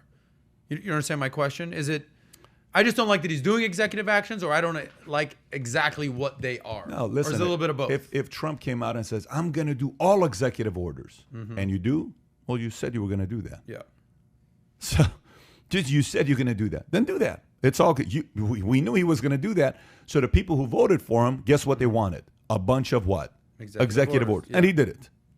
This guy didn't come out saying, I'm going to do a bunch of executive orders. Gotcha. Okay? He did say a couple, but he didn't come out saying, like he said, climate, day one, I'm going to do Paris. Minimum wage. He did say those things. Yes. Totally fine. Yes. But this many, little bit. It's aggressive. It's a little aggressive on what It's he's doing. aggressive. So, again, the Parlor, the Robinhood, the amount of executive orders, somehow, some way, they're all tied to each other. This is all tied to each other somehow, some way. Okay, let's go into the next one. Let's go and talk about Amazon, okay? Ooh. Amazon, Jeff Bezos decides to step down as a CEO, so Jazzy is his replacement. Andy Jassy. Jazzy joined Amazon in 1997. The Euro went public and quickly moved up the ranks. He's a close confidant of Bezos and has led Amazon cloud computing business since 2003. The cloud CEO helped build AWS into a massive unit that generates over $40 billion in annual revenue. AWS is also the de facto leader in cloud computing. By the way, AWS, we just talked about $40 billion in annual revenue. Okay, exactly. De facto leader in cloud computing. Over 30% of market share is officially AWS. Adam, over 30% is officially AWS. Insiders say Bezos unbounded trust in Jazzy, who was promoted to AWS as senior vice president to CEO in 2016. The people who have worked with Jazzy, who turned 53 last month, describe them as genuinely a nice person who nevertheless sets high standards and expectation for his people and expects them to rise to the challenge. Jazzy takes AWS service role in powering so much of the internet economy and his role in keeping it to the top in the cloud market very seriously. So Andy Jassy, new CEO of Amazon, and Bezos moves to be an executive chairman of the board. What are your thoughts about this? I mean, just the names alone. If you're a 90s guy, you're going to appreciate this reference because I know you'll appreciate this. I'm hearing Jeff Bezos and Andy Jassy. All I'm thinking of is like DJ Jazzy Jeff and the Fresh Prince and Will Smith. Hilarious. And Jeff Bezos being Will Smith and Andy Jassy coming in as DJ Jazzy Jeff playing the ones and twos. That's a scary thought right there. Yeah, there he is. That's a scary thought. But what do you think about this? What do you think about any thoughts on this? Well, a couple different things. So number one, first and foremost, let's start with the top. Let's start with this founder. Let's start with the CEO. What's Bezos going to be doing? What's Bezos' next 5 moves? What's his new moves are going to be? It says there, Bezos still says he'll still be involved in important initiatives. I don't think Bezos is just retiring and just going to kind of go live in Saint-Tropez and eat, $40 euro lobster rolls in Monaco. Something tells me he's going to be working, doing his thing, taking on important initiatives. Part of that is going to be philanthropy. I mean, don't forget, his wife, Mackenzie Bezos, who's like the 20th richest person in the world just because she has Amazon shares, she's become famous. Why? Over the pandemic, for giving billions and billions away for philanthropic efforts. Cool. So that's what's going on in the Bezos household. Yeah. And we know Tom Zenner knew the girlfriend of Bezos, and somehow Tom Zenner's in this story. But Jazzy, let's talk about this guy. 53 years old. He's going to step in as CEO when Q3 of 2021. You were most impressed by the fact that you said 40%, what was it, 30% of their total revenue was AWS? What was that stat again? The market share. Market share of cloud today is controlled by AWS. Is that what's a monopoly? 45%, 50%? 50 plus. Because remember, iPhone, smartphone is 46%. Okay, so iPhone, Apple is 46% of the market share. Is very close to being a monopoly. Very. You're very anti-monopoly. Oh, it's not good for the economy. Yes. At all. Did you play Monopoly as a kid, by the way? I never played Monopoly as a kid. I played many times. And Mario's witnessed me play Monopoly many times. It's a great game. Really? Yeah. Okay. Speaking of I'm Monopoly. pretty sure they don't follow the rules the whole time. When it gets late in the game, they start, what does he do? Does Pat cheat? They start putting keys on the table. It's all negotiation. It's all negotiation. Cards. So if you allow, because there's different rules you can play by. If you allow negotiation to take place between the two owners, then it is what it is. Okay, so you don't play by the rules. You're doing some other stuff. It's capitalism. We play by the rules. Okay. But there are different rules to the game of Monopoly when you play it. Okay, what does that mean exactly? So when you sit down and you're playing with a group, the group can dictate the controls and the rules to the game of Monopoly. What does that word dictate mean in this thing right here? So you say, hey guys, what do we do when negotiating this? Well, we need a third approval or not. Or you say, there's many different ways to play Monopoly. And if the four players agree on the terms, you agree on the terms. Okay. But you do that at the beginning. At the beginning. When everybody's at the same level. You don't create new rules at the middle of the game. You agree on it at the beginning of the game. We had one night, where were we at? We were in Georgia. We were in Georgia, Atlanta. And it started and it ended. It was a pretty epic night. I fell asleep. I don't think it ever ended. We would have recorded that. I wish we would have recorded that. But go ahead. Give me your thoughts on this year. No, I mean, we were talking about Monopoly. So they're not at Monopoly level yet, this AWS. right? Not yet. Okay, but they're trending in that direction. They're 30% of market share. The way they're growing right now, Gotcha. they'll get there in no And time. this is, I'm not exactly the tech savvy guy, shocker, but I started hearing more about this AWS. Why? Well, let's reference back Parler, right? They shut down Parler from Amazon Web Services. Who else are they shutting down? Well, how much? This goes back to your initial topic, control. What kind of control do they have? Who's Parler going to put in as CEO of the new company? Are they going to have a good relationship with DJ Jazzy Jeff over here? Are they going to be able to make a phone call like you talked about with Melvin Capital? Some of these guys, hey guys, we got to get back up to business. We're a legitimate company. What's going on here? But bottom line is Bezos ain't going nowhere. I think he's going to be doing more things like looking into purchase CNN.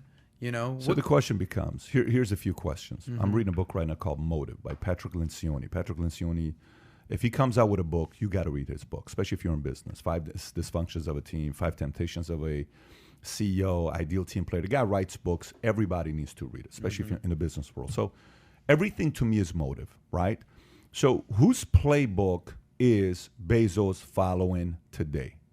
He is following potentially a Bill Gates playbook of nonprofit. That's what I'm going to do. Okay, fine, maybe. Let's just say there's You're an saying angle. for moving forward. Moving forward, yes. Okay. What he wants to do. The difference between him and Bill Gates is what? He's a little bit more of a flamboyant guy than Gates is. Gates was a true qualified nerd. Not flamboyant at all. Zero flamboyant. Yeah. Bezos today looks buff.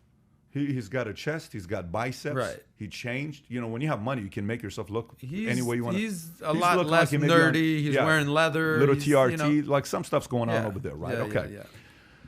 So what is his motive? I don't know. What is his motive? Does he have any different aspirations 4 years from now, 5 years from now, 10 years from now? I don't know. Does he want to run one day? I don't know. Does he want to run for office one day? I have no clue. He did say he's going to be the executive chair and he's going to work on nonprofits and contribute to Washington Post. So why Washington Post? I don't know. Now let me take a complete different angle here why I love this story. Here's why I love this story.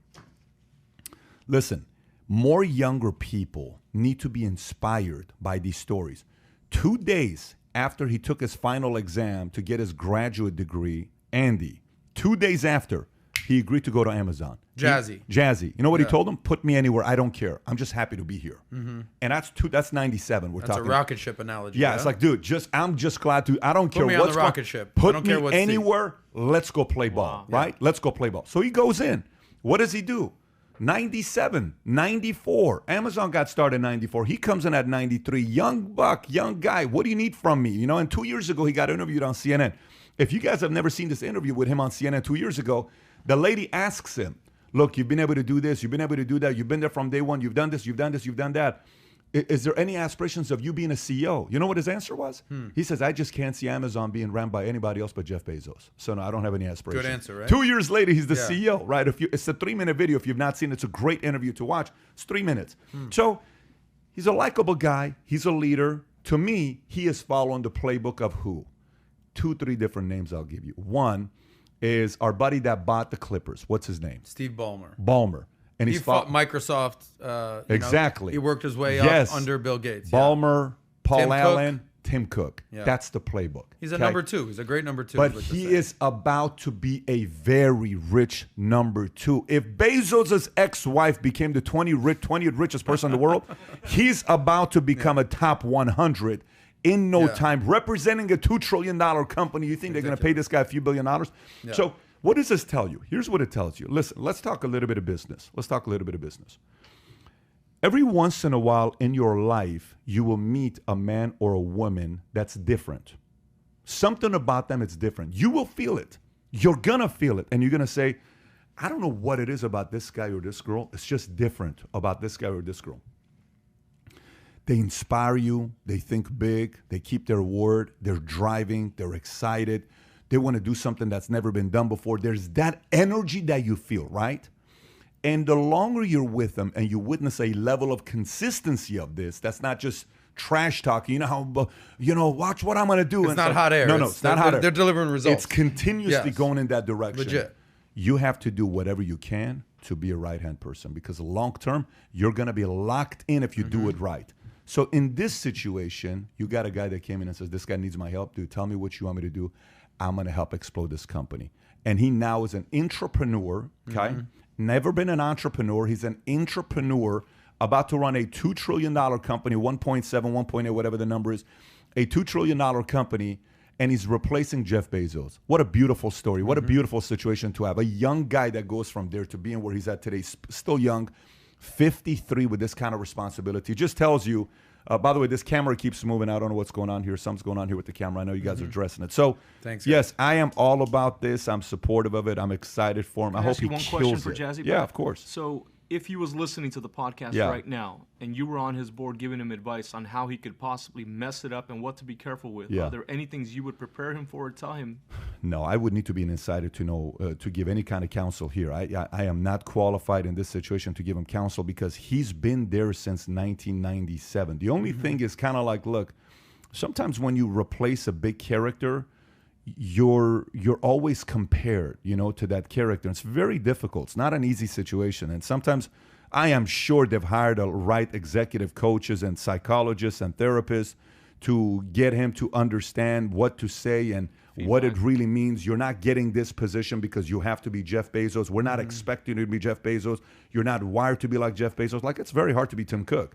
Everybody's constantly going to compare you. But whoever did that with Tim Cook did it the right way, because look at Tim Cook. He's got his own identity now. He's done a great job with the company. Replacement game you talk about. It's a replacement game. But it's more about, buddy, you're not here to be me.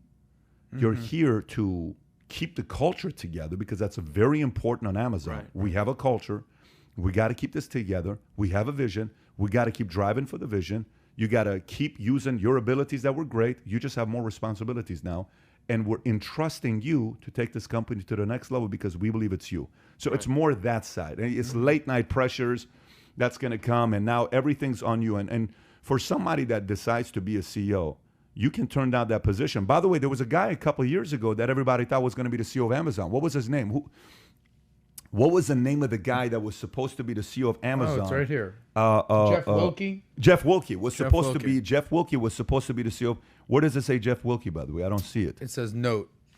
Note? I don't see it Check here. this out right here. Yeah, there was another guy that was supposed to be. Oh, okay. Jeff Wilke was supposed to be the CEO of Amazon, and guess what he did? He just said, "I don't want to do it." Wow. Yeah, he didn't want the away. pressure. What would you? No, I don't know. I just think the life happens, buddy. Let me take my $100 million. It's not even that. You don't know the whole story. You don't know.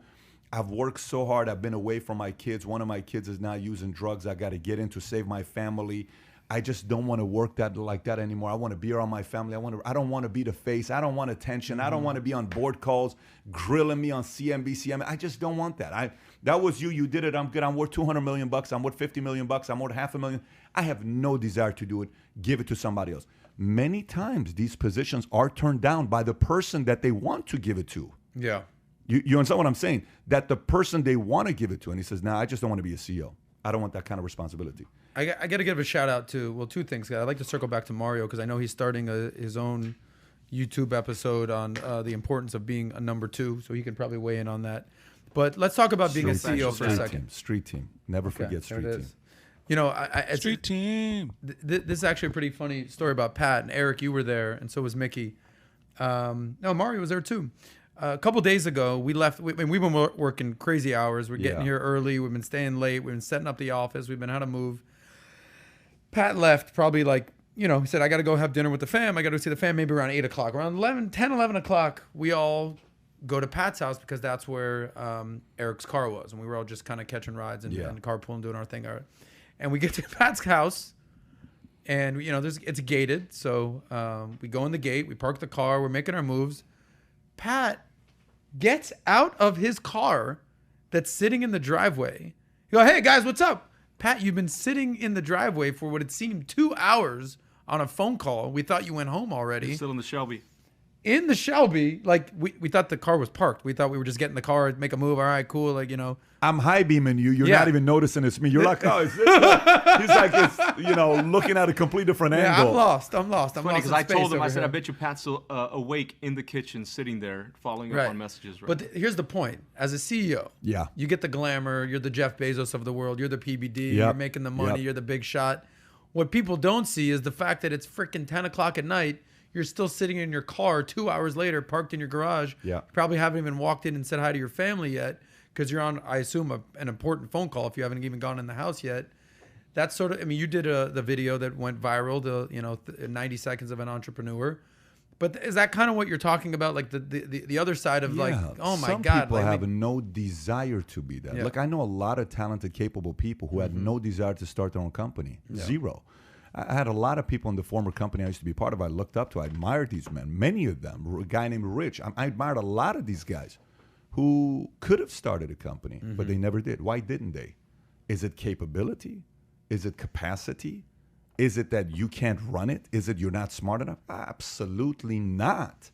It's, do you want that life? Yeah, totally different. It's a different life. There's a big difference between being, a person that's, behind closed doors, you're making good money and you're good, but you don't have the highest level of pressure that comes to you. You can still make 3 phone calls above you that the pressure's on them. Yeah. And you simply share the pressure versus, boom, all the pressure's with you. It's a different kind of a pressure. It's not for everybody. Look, this is why when you talk to certain, like Elon Musk said, you want to be a founder? You want to be a founder of a company? Okay, perfect. Here's what it looks like. Yeah. You're going to have no life, okay? You're going to work 80, 90, 100 hours a week, and you will have no life. Everything comes to you. You will have a lot of sleepless nights because you have to make the right decisions. You have to get up in the morning, and you have to figure out what you need to be doing. And it's ongoing, non-stop. That's what it is. It's the life. By the way, let me give you another thing. The life of a head coach. You think a head coach is an easy job in sports? Every day. No. Are you kidding me? You got to be there at 4 o'clock studying this guy's playbook. You just lost a player. You got to replace this player. There's only 5 quarterbacks on right now that are free agents, and you're 62 years old. Urban Meyer, heart issues. Pressures coming to you. Dude, this is film. Yeah, studying. It's not an easy, but it's not for everybody. It's not for the only place you look good is once you win, and then they say you're a freaking G. Good for you. There's a book that's called The Hard Things About Hard Things. I think it's written by Horowitz's son. I don't know his first name, but it's also Horowitz. The Hard Things. If you go search The Hard Things About Hard Things on Amazon, if you can, so people can see it on the screen here on the big screen, Mario. Okay. The Hard Things About Hard Things. He talks about how he built this. David Horowitz? David Horowitz. Yeah, I think it's David Horowitz. Who wrote? Oh, Ben Horowitz. Okay, David Horowitz. Okay, right there. Go to the bottom. Right there. This book. If you haven't read this book, phenomenal book. You know what he explained? You read this book. Is this the father or the son? Son. This is the son. Okay, gotcha. So you read the book. By the way, he's a $3.5 billion guy. Type in David Horowitz net worth or Ben Horowitz net worth. I think he's a 3. And things may have changed a lot. He may be higher or less, but he's up there. He's a guy that killed it himself. Hit Forbes. 2.8 right there. Business Insider. Okay, Forbes. Whatever the. Yeah, he's up there. I don't know what the number is. Go up? No, it doesn't show the number. Anyways, he's done very, very well for himself. When you read the book, he's the co-founder of Anderson. He's a big hip hop guy. Yeah. Big hip hop guy. Big hip hop. He doesn't look like a hip hop guy. He's a big hip hop guy, right? Well, you're a big hip hop guy. You're a huge T-Pain fan. You're a huge T-Pain fan these days. You're so funny. I'm gonna buy you a drink. Whoa, what is this new song? What? But you know what he says in the book? Here's what he says in the book. He actually outlines all the ugly truth about building a company and how many times he almost went out of business before he sold it for $1 billion or whatever he sold it. The hard thing about hard things. The hard things about the hard things, right? So it's not. It's for every one guy that almost made it, for every one guy that makes it and is like at the top, that cemetery is filled with a lot of people that could have and should have, and something happened and they didn't make it. It's not an easy game. So, congratulations to this guy for doing it. Yes, I mean, some people don't like him. Some people say, I don't like the fact that he's doing this because he's the reason why Parlo's out. So I got a text. You're talking about Andy Jazzy. Yes, there's some people that don't like him right now because he forced Parlo out. So if you want to know who forced Parlo out, this is the guy. This is the guy. Wow. Okay, this is the guy that had the influence of doing that, and so now he is the face of Amazon. So again, it's interesting stuff going on over there. Let's talk a little bit about oil. I don't know if you heard or not, but possible Exxon Mobil Chevron merger, the biggest merger of all time. The chief executives of ExxonMobil and Chevron spoke about combining the oil giants after the pandemic shook the world last year, according to the people familiar with the talks, testing the waters for what could have been one of the largest corporate mergers of all time. Such a deal would reunite the two largest descendants of the John D. Rockefeller Standard Oil Company, which was broken up by the U.S. regulators in 1911 and reshaping the oil industry. By the way, FYI, if Rockefeller's wealth back in the days, before he died, if you compare it to today with inflation and everything together, you know what his net worth would be today? $340 billion net worth. He'd be number one. He'd be number one, right? He'd be combined. He'd be those Musk two and, that's Rockefeller. Bezos. Rockefeller was a player, Rockefeller. by the way. A combined company market value could top $350 billion. Exxon has a market value of $190 billion, while Chevron 164. Together, they would likely form the world's second largest oil company by market cap production, producing about 7 million barrels of oil and gas a day, based on pre-pandemic levels, second only in both measures to Saudi Aramco. Think about it. That's a pretty big number right there. So what are your thoughts about this? You know, I did a little research on this. Yeah. And number one, how massive Saudi Aramco is. $1.7 trillion company. I think the only company that's big as them is Apple, as far as market share. But here's actually something pretty interesting. You know who the biggest company in the world was in 2006? Most highest valued company in the world, 2006? Walmart? No. Who? Exxon. Exxon, okay. Okay, so now we're talking about them struggling so bad that now they might potentially, because this is all just sort of hearsay, initial talks, having to merge with Chevron just to compete in the marketplace right now. Because under an Biden administration, do you think they're going to be pro or against fully anti energy Yep. and gas and consumption? 100% like that? anti. I mean, Biden. I did an episode about Biden's going green. I mean, he's clean energy, green jobs. Yep. So this is all just initial talks right now, whether Exxon and Chevron. But 15 years ago, Exxon was the big dog. Energy was the big dog around the world. And now, who are the big dogs? Tech, Apple, Amazon. Obviously, Microsoft was there then. The tech is now the big dogs around the world, and energy is clearly plummeting. Well, I was just saying, Tesla as well. They're making a big Tesla move in on energy the, with all their solar and all that electric power. But Tesla is tech, big data, and clean energy, not traditional. Correct. Yeah. Big oil, Exxon, Chevron, that type of energy. Yeah. When are you getting a Tesla? When are you getting a electric car? Electric car. You know what? I did see the Panamera electric When the you other getting day. that? That car is pretty ridiculous. Well, you had the i8, and that wasn't that. I did have the i8, and I love the i8. I don't know if you've seen the What i8. is that? The What is that? BMW i8, the doors open up on the side. It's like pull it That up, was Mario. nice. like I like Yeah. the i8. Mario, pull it up. Did you drive the i8? Yeah, I drove to pick up your dad one time at the Yeah, airport. it was actually fantastic. pretty good. I mean, it wasn't really that fast. It was Love you, 0 to Dad. 60 in like 3.5 seconds, 4 seconds. i8 Adam right there. It was faster than my Saturn. Yeah, it is faster than your Saturn for sure. So the i8, I think You drove this for a while. Yeah, I This had is this the for- electric BMW? Yeah, I had this for 2 years. It was Really? white That's like the this. one, the white and the blue, right sick out of Mission car. Impossible. It is. It's like Sick car. It's a nice. So you car. had an electric car. It's right there. That's exactly what I had. I had that one right there. Okay, I would charge sick. it every day, and I'd What come was that home. like? What was that life like? Let me tell you, I don't even know why I got rid of this car. Why did I get rid of this car? You ended up getting, I think it was the orange Lambo. The Aventador? Yeah. What? Oh, I got the Dawn. I Dawn? got the Roll. Yeah, the I don't know Dawn. why I got rid of this car. This was a phenomenal car. It was actually a very good car. You Yeah, know, it was sick.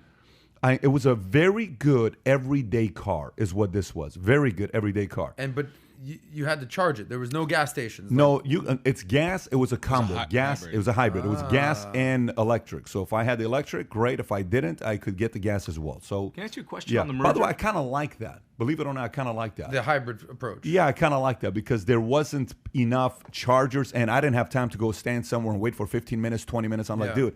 dude, how long does it take you to fill up your tank? Yeah, 5 minutes, not even, whatever. 2 minutes. Yeah. How long does it take you to charge your entire? I don't even know. How That's long? it's a while. It's not like a minute or 5 minute thing. You got to sit there for some time, right? So Gotcha. something like this, you go in and it's hybrid or work that. Some days I forgot to charge it. I'm gonna go to the gas station and take care of that. Go ahead, Mario. Yeah, question for you. A little speculation, just Yeah. a question, Yeah. go a little deeper. But the BizDoc did an episode last week, I think, on Tesla. Yeah. He talked about maybe Elon's planning doing energy gas stations.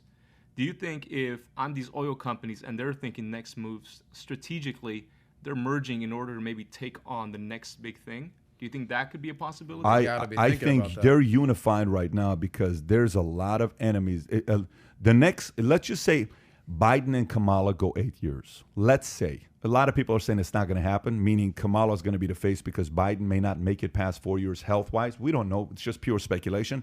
But say they go 8 years. Can you imagine 8 years of anti-oil agenda nonstop? You have to pivot. Remember that one episode we did about General Motors where Tom put up the picture saying that General Motors website, even though they only sell 3% of their cars are electric, you know, on their website, the only car they had on General Motors website was a CEO standing next to their only electric car, even though they only sell 2 to 4% of electric cars. Their website says what? Wow. Electric cars. And they said by 2025, I think Cadillac is going 100%. 2035. 2035, Yes. 2030 or some number. I don't know if it was 2035 or 2025. But it was in the next 5 to 10 years. They're basically saying the next handful of years, they're going Cadillac totally, is going 100% electric. So this doesn't Was it just favor these Cadillac guys. or their entire fleet? No, it was Cadillac only first. Wow. And then they're going. GM. Yes. So if you look at numbers, Exxon's share fell 29% last year. Chevron fell 20% last year. Yeah. Okay. The stock index of U.S. oil and gas companies was down 57% at one point in 2020. You know, you have to also, the challenge with Exxon and Chevron goes, these guys thought oil was going to be around forever, and they took a hit. By the way, these oil guys, executives, you know what kind of money they make? Ridiculous. They go golfing 2-3 times a week, making $1 million, $2 million, $500,000. Regular executives who are not even working making that kind of money because they think this is going to be around forever. And unfortunately, this happens in many newspapers. It happens they're getting to fat and lazy? radio. Oh, are you kidding me? Of course they're getting fat and lazy.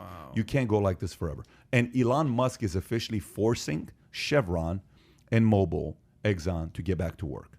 And Elon Musk is forcing these guys who've been kicking it, golfing 3, 4, 5 times a week, to get back to work. Because if you don't, your business model is no longer working today. Well, I mean, right here it says it was it Exxon, which was America's most valuable company 7 years ago. This isn't 100 years ago. With a market share of more than 400 billion, nearly double Chevron's. All right.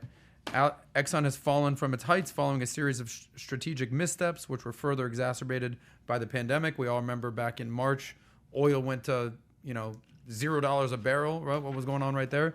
But here's the biggest point right here. It was removed from the Dow Jones Industrial Average last year for the first time since it was added as Standard Oil in 1928. That's a scary thought to be. So 90 years ago, it's removed from Dow Jones for the first time in 90 years since 1928.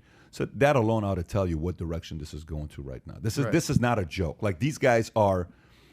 I don't know if they're sitting there panicking right now, but I think they're saying, listen, man, we know we can't stand each other. You're Exxon, you're Chevron. Look, let's just kind of team up because we have a common enemy. Let's just come together and try to make this work and be on the same team together. What do you say? Great. So it's not going to be that pretty, but it's not a bad move that they're making. So we'll see what's going to happen there with this. By the way, let's see which one we go to next. Well, you brought up the fact what might happen in the next 4 to 8 years. You want to talk This might be a good segue for odds. 2024 candidates? Yeah, I mean, we have it right go here. for it. 2024 candidates. Okay. Yeah. Eric, do you have an opinion on this? On who do you think is going to be 2024 Republican candidates? Who do you think? I would love to see it, and we'll see if it happens. But Dan Crenshaw and Tulsi Gabbard, VP. A combination, and I think... On the Republican side. Yes, on a Republican ticket. Dan Crenshaw... Her being the VP, I think, would be... Because she's pretty moderate.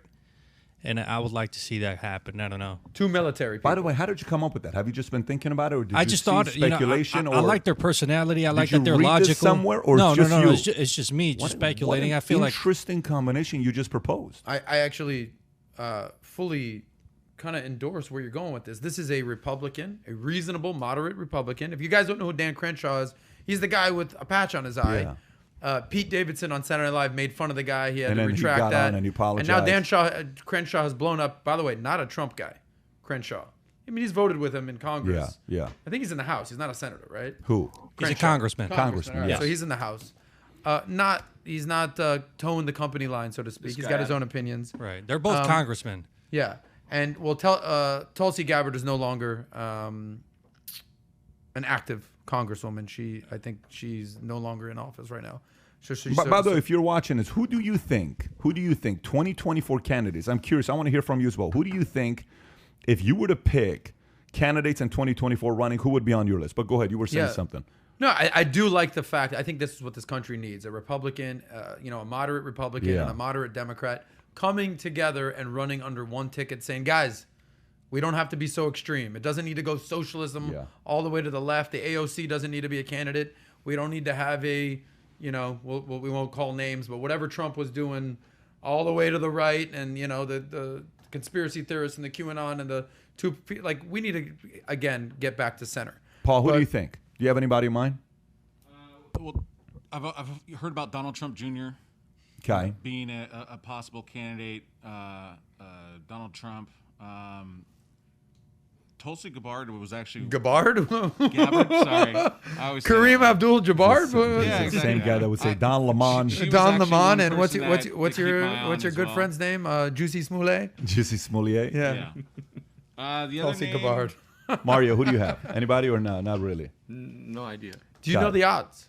No. Do you know the odds? You got odds for me? I got some odds Give me for some you, baby. odds. I got some odds for you. Do you know who is the highest odds, like most likely candidate? Nikki Haley? Who do you think it is? The highest odds today? Best odds. Yes. Rand Paul would be another name.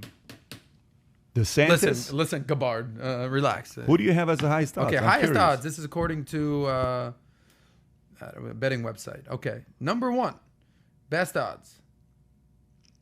You want to guess? There's no way they're going to have Trump as the highest odds. You sure about that? Is he the highest odds? Trump plus 800 as a wild card, plus 800, right? So the lower your number, the more likely. So for instance, right now, you bet $100, you win $800. Exactly. Yeah. You know who the favorite is? Who? In 2024. Who? Like the favorite. You're going to tease me how much foreplay I'm not talking. Oh, baby, I'm going to tease. Give me the odds already. Okay, so the favorite right now to be president in 2024, Kamala Harris, plus 450. I'm with that. Biden, plus 600. Okay. So meaning they project Kamala Harris is more likely to be president in 2024. What is that? Coffee. Okay.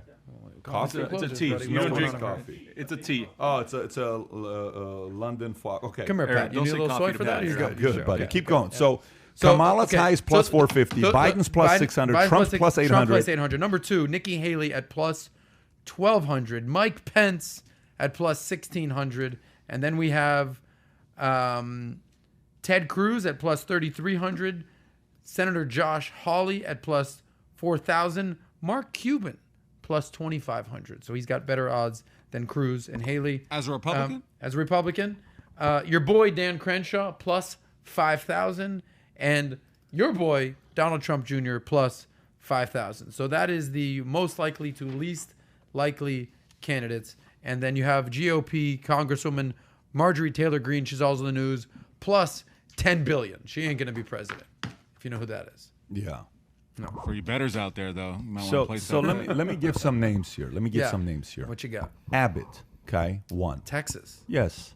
Let me tell you why. Okay. Abbott. He's done a good Good job friend of during the yours. pandemic. No, he's done a good job during the. Forget about friends. I'm saying he's done a good job during the pandemic. Okay, Texas.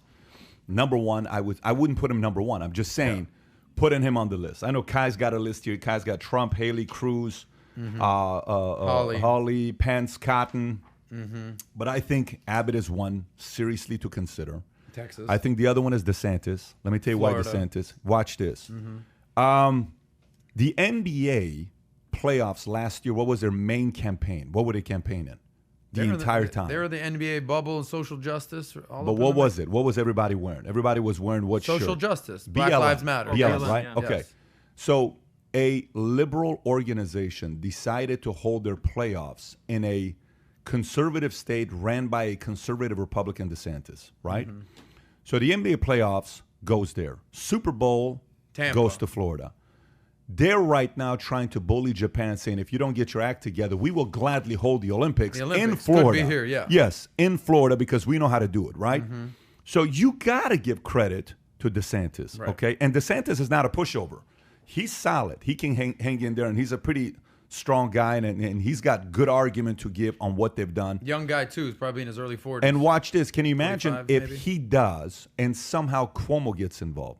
He will crush Cuomo. He's going to say, all your guys came to me.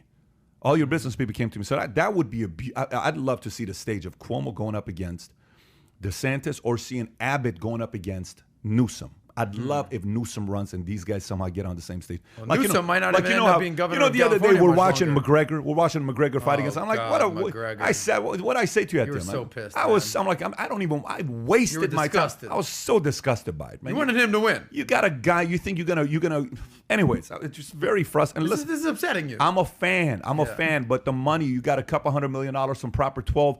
And you go in there, either don't fight or fight. The guy's he's so exciting. You wanted a Khabib McGregor. That's what I wanted Khabib McGregor, and that's not going to happen. Now, Khabib made fun of him, say this may never happen again. Yeah. Right? And even Dana said it may never happen after what just took place. And then he had the drug stuff that came up, which is 6-month suspension. That's a whole different story. Who had the drug stuff? Conor. Conor had a. Really? Yeah, I think Conor got suspended. Kai, can you verify this? I think Conor got suspended for 6 months or something like that. Yeah.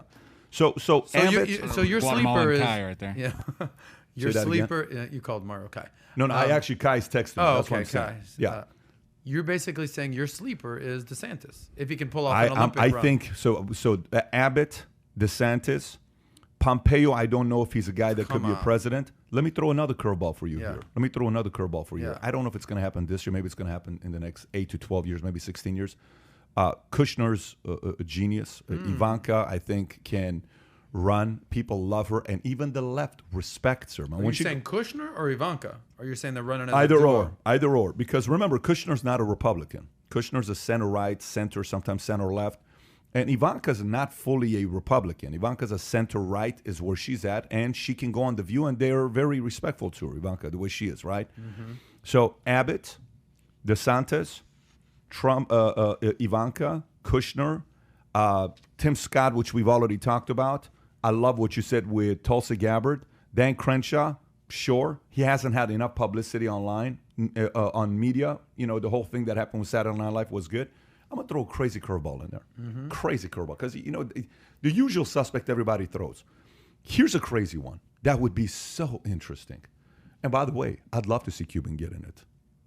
I told Cuban this 4 years ago. I told him 4 years ago when we sat down. I said, so what's your, you know, I'd love to see him get in it because I think he pisses off both sides.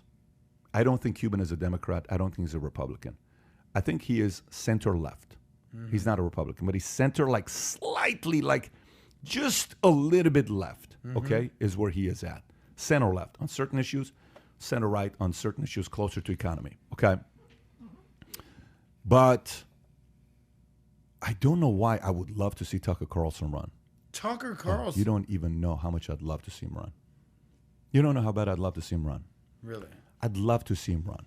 No support from the left, though. Zero. Yeah, I don't know. He's made no friends. Well, no, wait a minute. He's also called out Trump. He's called out the right. He's called out things that the right has done. So you have to know that there's an element of the right that also doesn't like Tucker. So it's not like he is.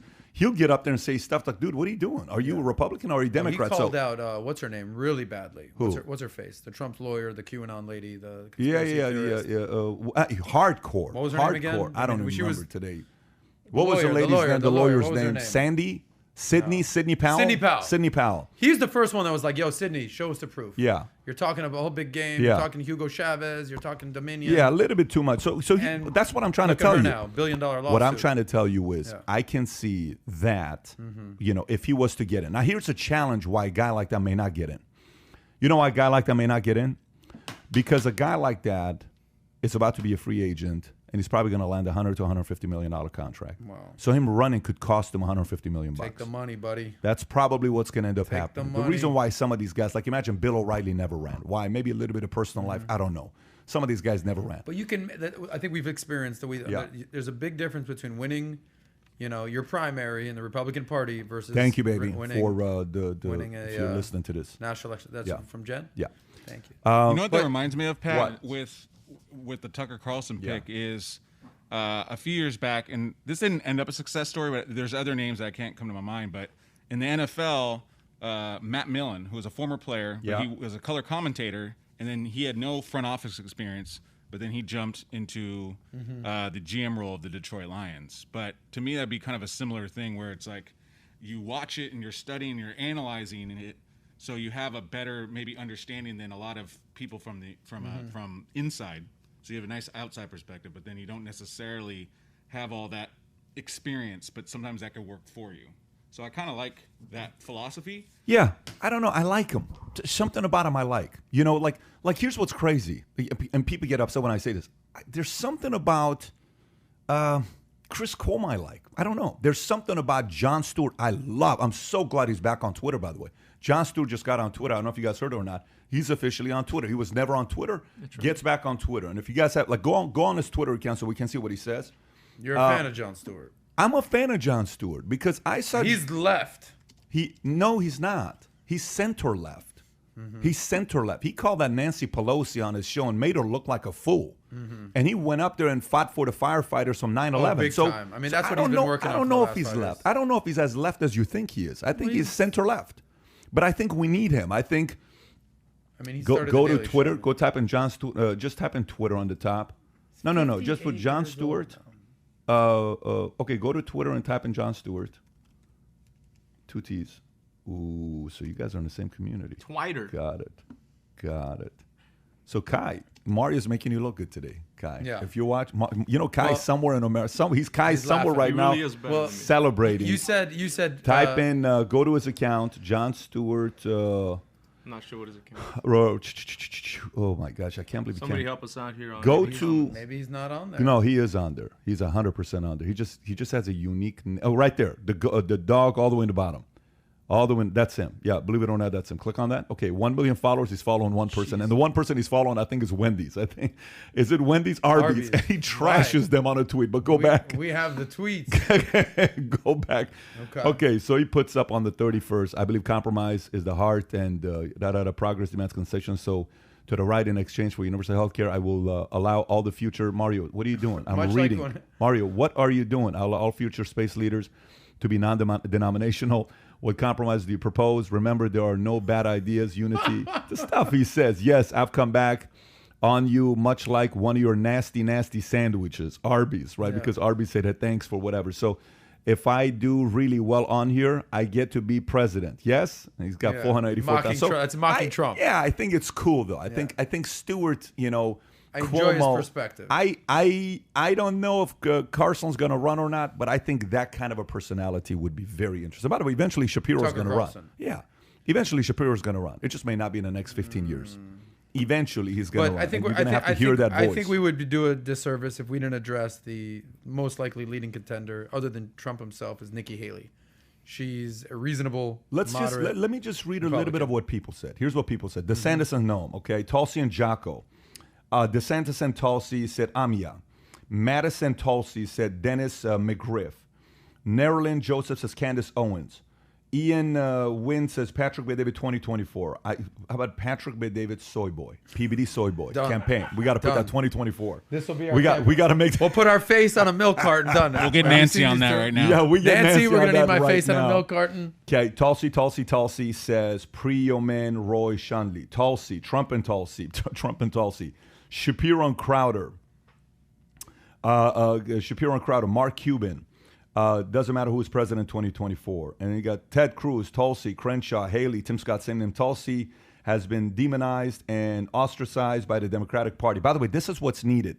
Meeting more people talking about you in different platforms. Tulsi's made herself so relevant in different people want her. Mm-hmm. This is very good. It's a good time to have momentum because she's got 3 years to create that kind of momentum. It's actually a very good sign that other people are saying this.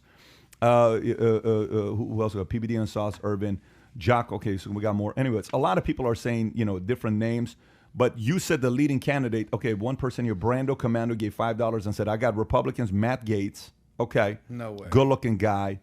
You're not a fan of Matt Gaetz. He's Shonda's cousin, by the way. So Ted Cruz, really? Josh Hawley, Greg Abbott, DeSantis, Democrats, Kamala Harris, Newsom, Bob Iger, Mark Cuban. Good list. Bob Iger, Newsom. When you say someone like Iger, I'm thinking who can get out of the primary and actually win the general. Someone like Bob Iger can. Someone like Nikki Haley can. Okay, Bob Iger. Okay, so Nikki Bob Haley could be president. Can. Bob Iger could be president. Yes. And he wants to, by the way. Okay. Democrats like him. Smart business guy. Traditional conservatives. I don't know if he'll have the MAGA community. Nikki Haley. He's left. Okay. Yeah. But his family, parents are left, and he grew up wanting to respect We've all that. seen you could do great. Like Ted Cruz could do great in the Republican primary. That guy's never going to be president. I'm sorry. Matt Gaetz. you got to understand, from someone who, kind of views himself as center left, I'm looking at these names and I'm saying there's no way Matt Gaetz is ever going to be president of the United States with what he's done and pissing off people on the left. Just like someone like AOC is never going to be president because no one on the right would ever vote for her. So you need to have someone who could reach out to the other side and get votes. That's what Trump was able to do in 2016. Biden took some votes from Trump in 2020. Obama was able to do that in 2012. Big tent, baby. So Ted Cruz, I don't see it. I don't see Trump Jr. I do see a Nikki Haley. I do see even a Tom Cotton. I do see a Tulsi Gabbard. Yes, okay. Paul. I see what you did there.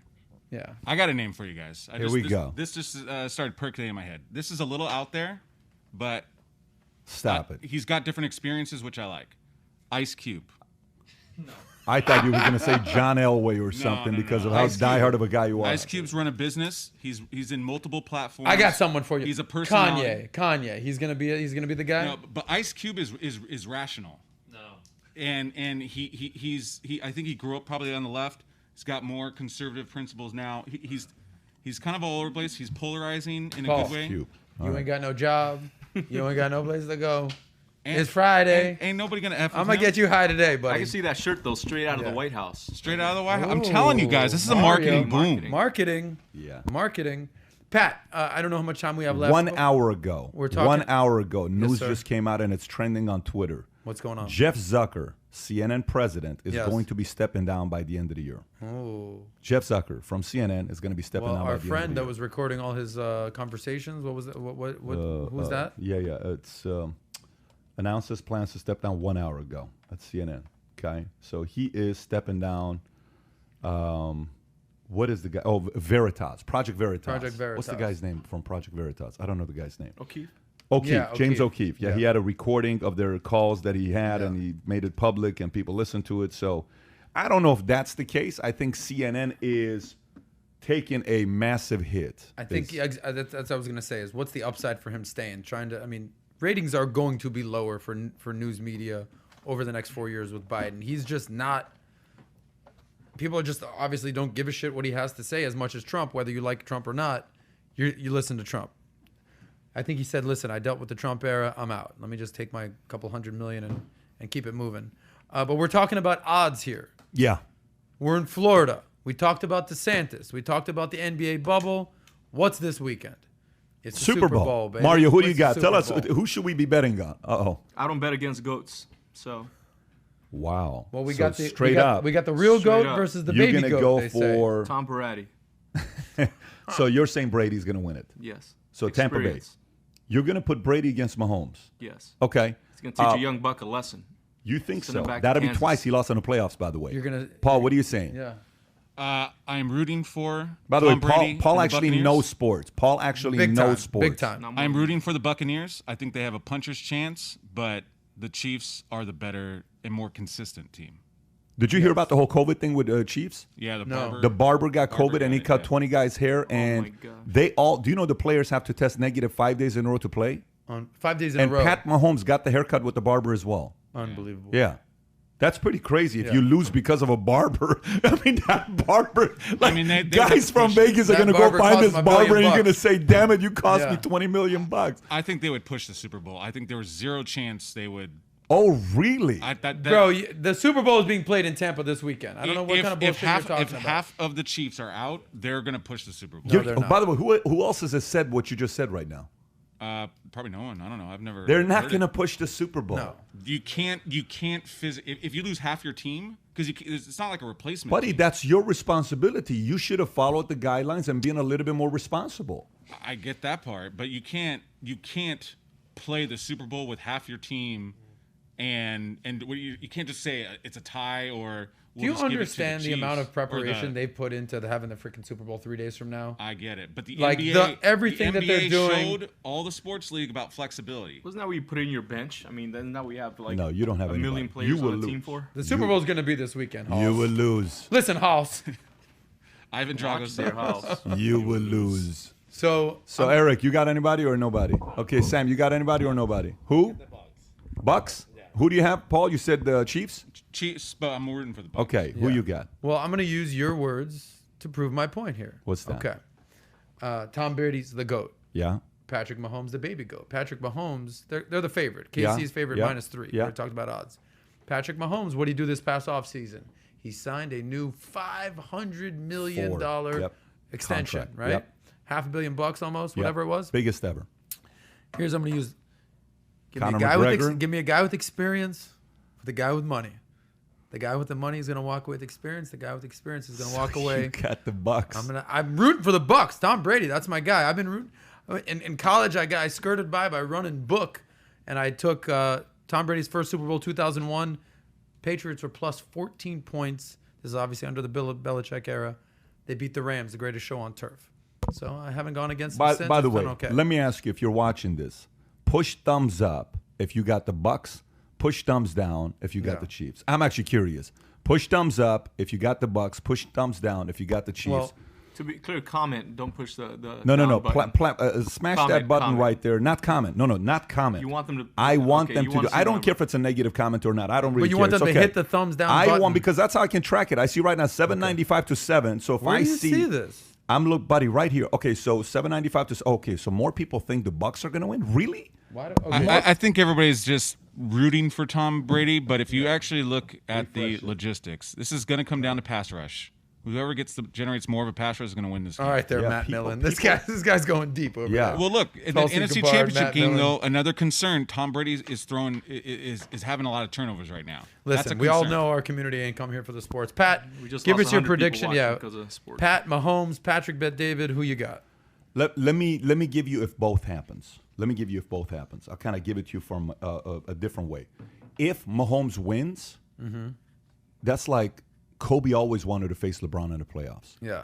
You know, if Kobe goes in the finals, This and is if Kobe Brady's Jordan. If Kobe goes in the finals against Jordan and beats the Bulls, Yeah.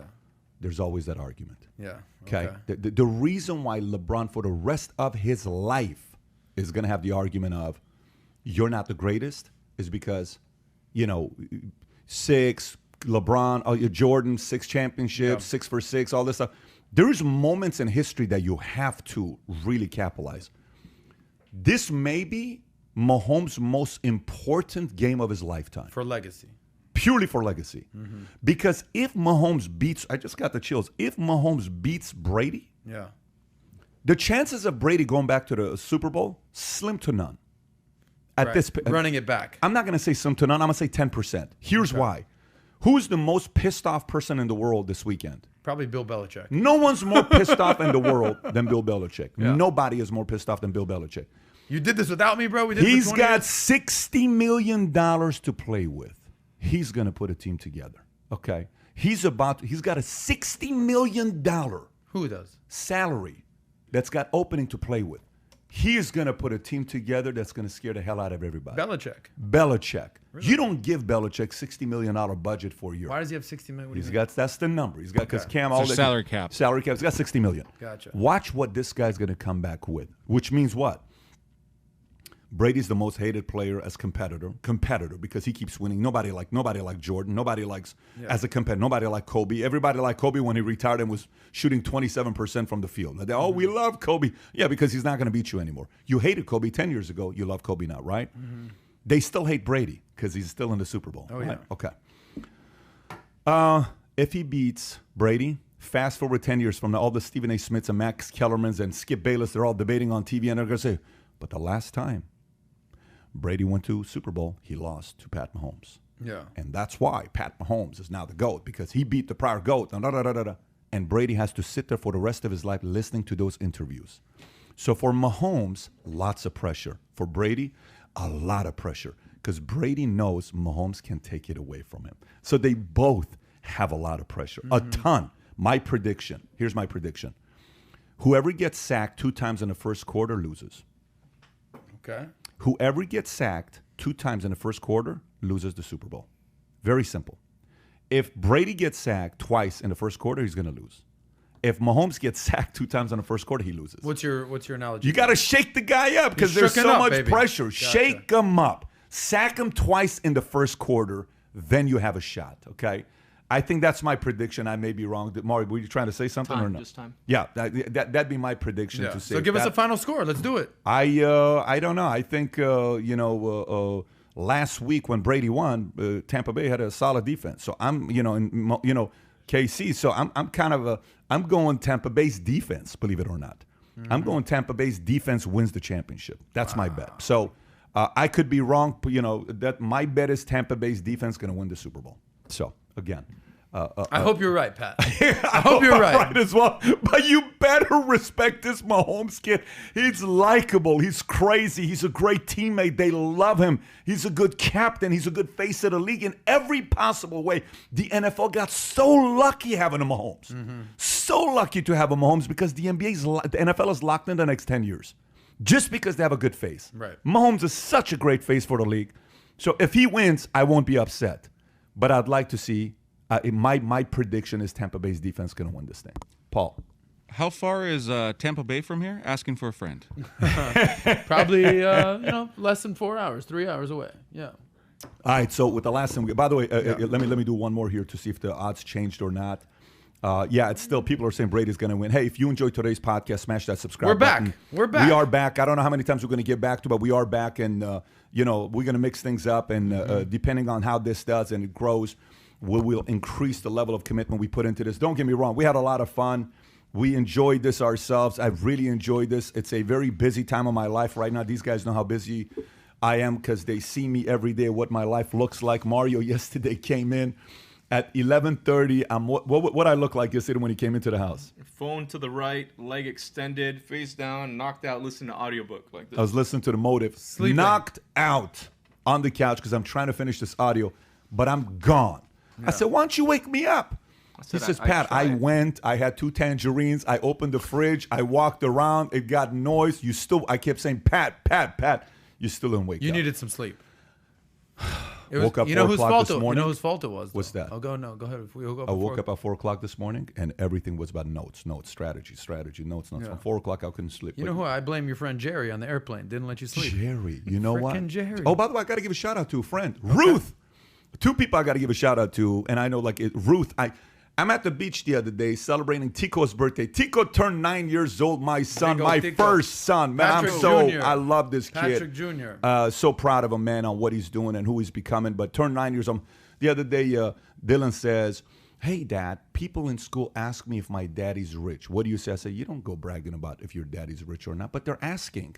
I said, no, our family's business is our family's business. And Dylan says, so I said, what are you going to say if they ask you? Well, if they ask me, I'm going to say, we keep those kind of information to ourselves. Okay. Then what does Tico says? Tico says, yeah, but I don't know if I'm comfortable with that because if they ask, I want to answer because I don't want to lie. I said, Tico, what would you say? My dad has money, but he's very modest. You realize the first time I used the word modest, I was in my late 30s. Like, what do you mean modest? 9 years old. 9 years old. Literally what he said. He says, my dad's modest. But shout out to Ruth. We're at the beach. I'm hanging out with the kids, celebrating Tico's birthday. Mario's there, Melva's there, Mickey was there as well, I think. Yeah, Mickey was there as well. Then all of a sudden I start talking to this family because the kite I was using, all of a sudden this husband and wife are sitting there concerned because the wind is moving. It, boom, comes down crashing. They thought it was going to hit them. I missed them by like 6 feet. And so they're like, okay, I'm glad it didn't hit us. I said, no, it's all right. It's cool. So we start talking to them. We exchange phone numbers. Then I walk away. This lady is nursing her kid. And sitting there with her family, with her husband, Jonathan, I think that's his name. She's got a 12-year-old, a 9-year-old, a 5-year-old, and a 3-month-old baby. This lady that's sitting right there. She says, you have one other fan here. I said, who? I look at her husband. He says, no, Ruth, probably late 60s, early 70s. She says, I listened to the entire podcast and what you guys say. Ooh, and I promise, Ruth, before I forget, Ruth, shout out to you. She's from upstate New York, an hour north of New York, is visiting her niece here. Just had a very pleasant conversation with the family. If Ruth, you are listening, shout out to you. And the last shout out I do want to give is, I posted this on Instagram. I just kind of want to say this here is because as a kid, I was growing up. I got a call last week from my sister, and she said Luther Alhasse passed away. I call him Uncle Luther, but Luther Alhasse passed away at 95 years old. This is a Syrian man who was very successful. He owned country clubs, golf clubs. He lived in a beautiful home in a cul-de-sac right next to Snoop Dogg with a birds, what do you call it, cage with collection of birds, and his Jaguars parked outside, and a basketball court, a tennis court, a pool, jacuzzi, just the whole thing. This was a guy I looked up to. And at young age, every summer I would go to his house. Once my dad would take me there, and I would watch him. Wouldn't speak to him because he was Luther, but I would watch him. He had a picture of himself and Al Gore in the billiard room. He had a picture of himself as an entire family, like 30 of them, all dressed in white. And he would sit there and debate his kids. Why did Jesus do this? Why do you think's going on with this? Who's going to win the championship? I disagree with you. He would constantly inject debate in their family, right? And I looked at him. I said, what does this guy do? Dad, he's a business owner. So one day I want to be like him. From that age, 13, 14, 15, 16, 17, every time summertime I'd go see him, and then I joined the military, didn't see him again. But I said, I'm going to go be successful, because if this guy ran a business, I'm going to do the same thing as well. You know how he started his business? This is how he became a millionaire. What a great story. He's at a bar. This is the myth everybody says. No one knows the 100% truth, but this is the story. Yeah. He's at a bar.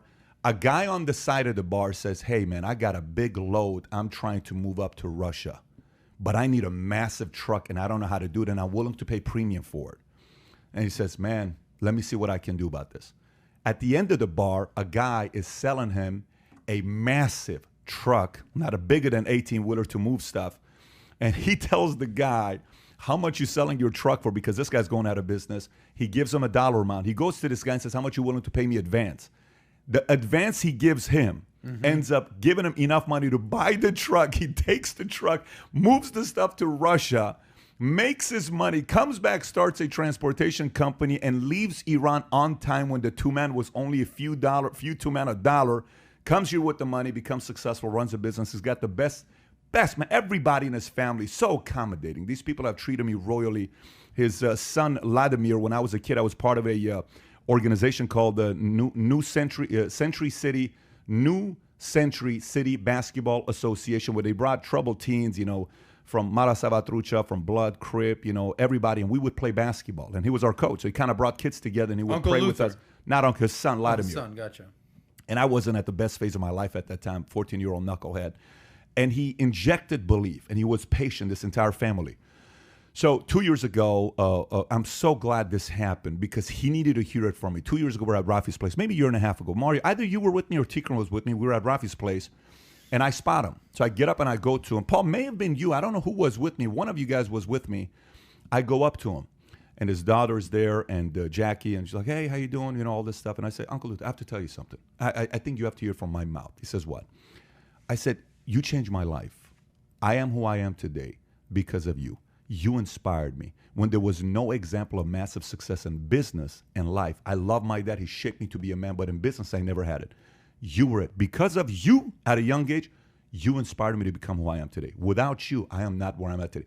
You see tears in the guy's eyes. Really? I said, look, you probably have impacted so many people, but I wanted you to hear this from my mouth. And he remembered you. And he, of course, remembers me. We've had many conversations. Yes. He starts getting emotional. And he sits down and walk, and I go back and I have my dinner.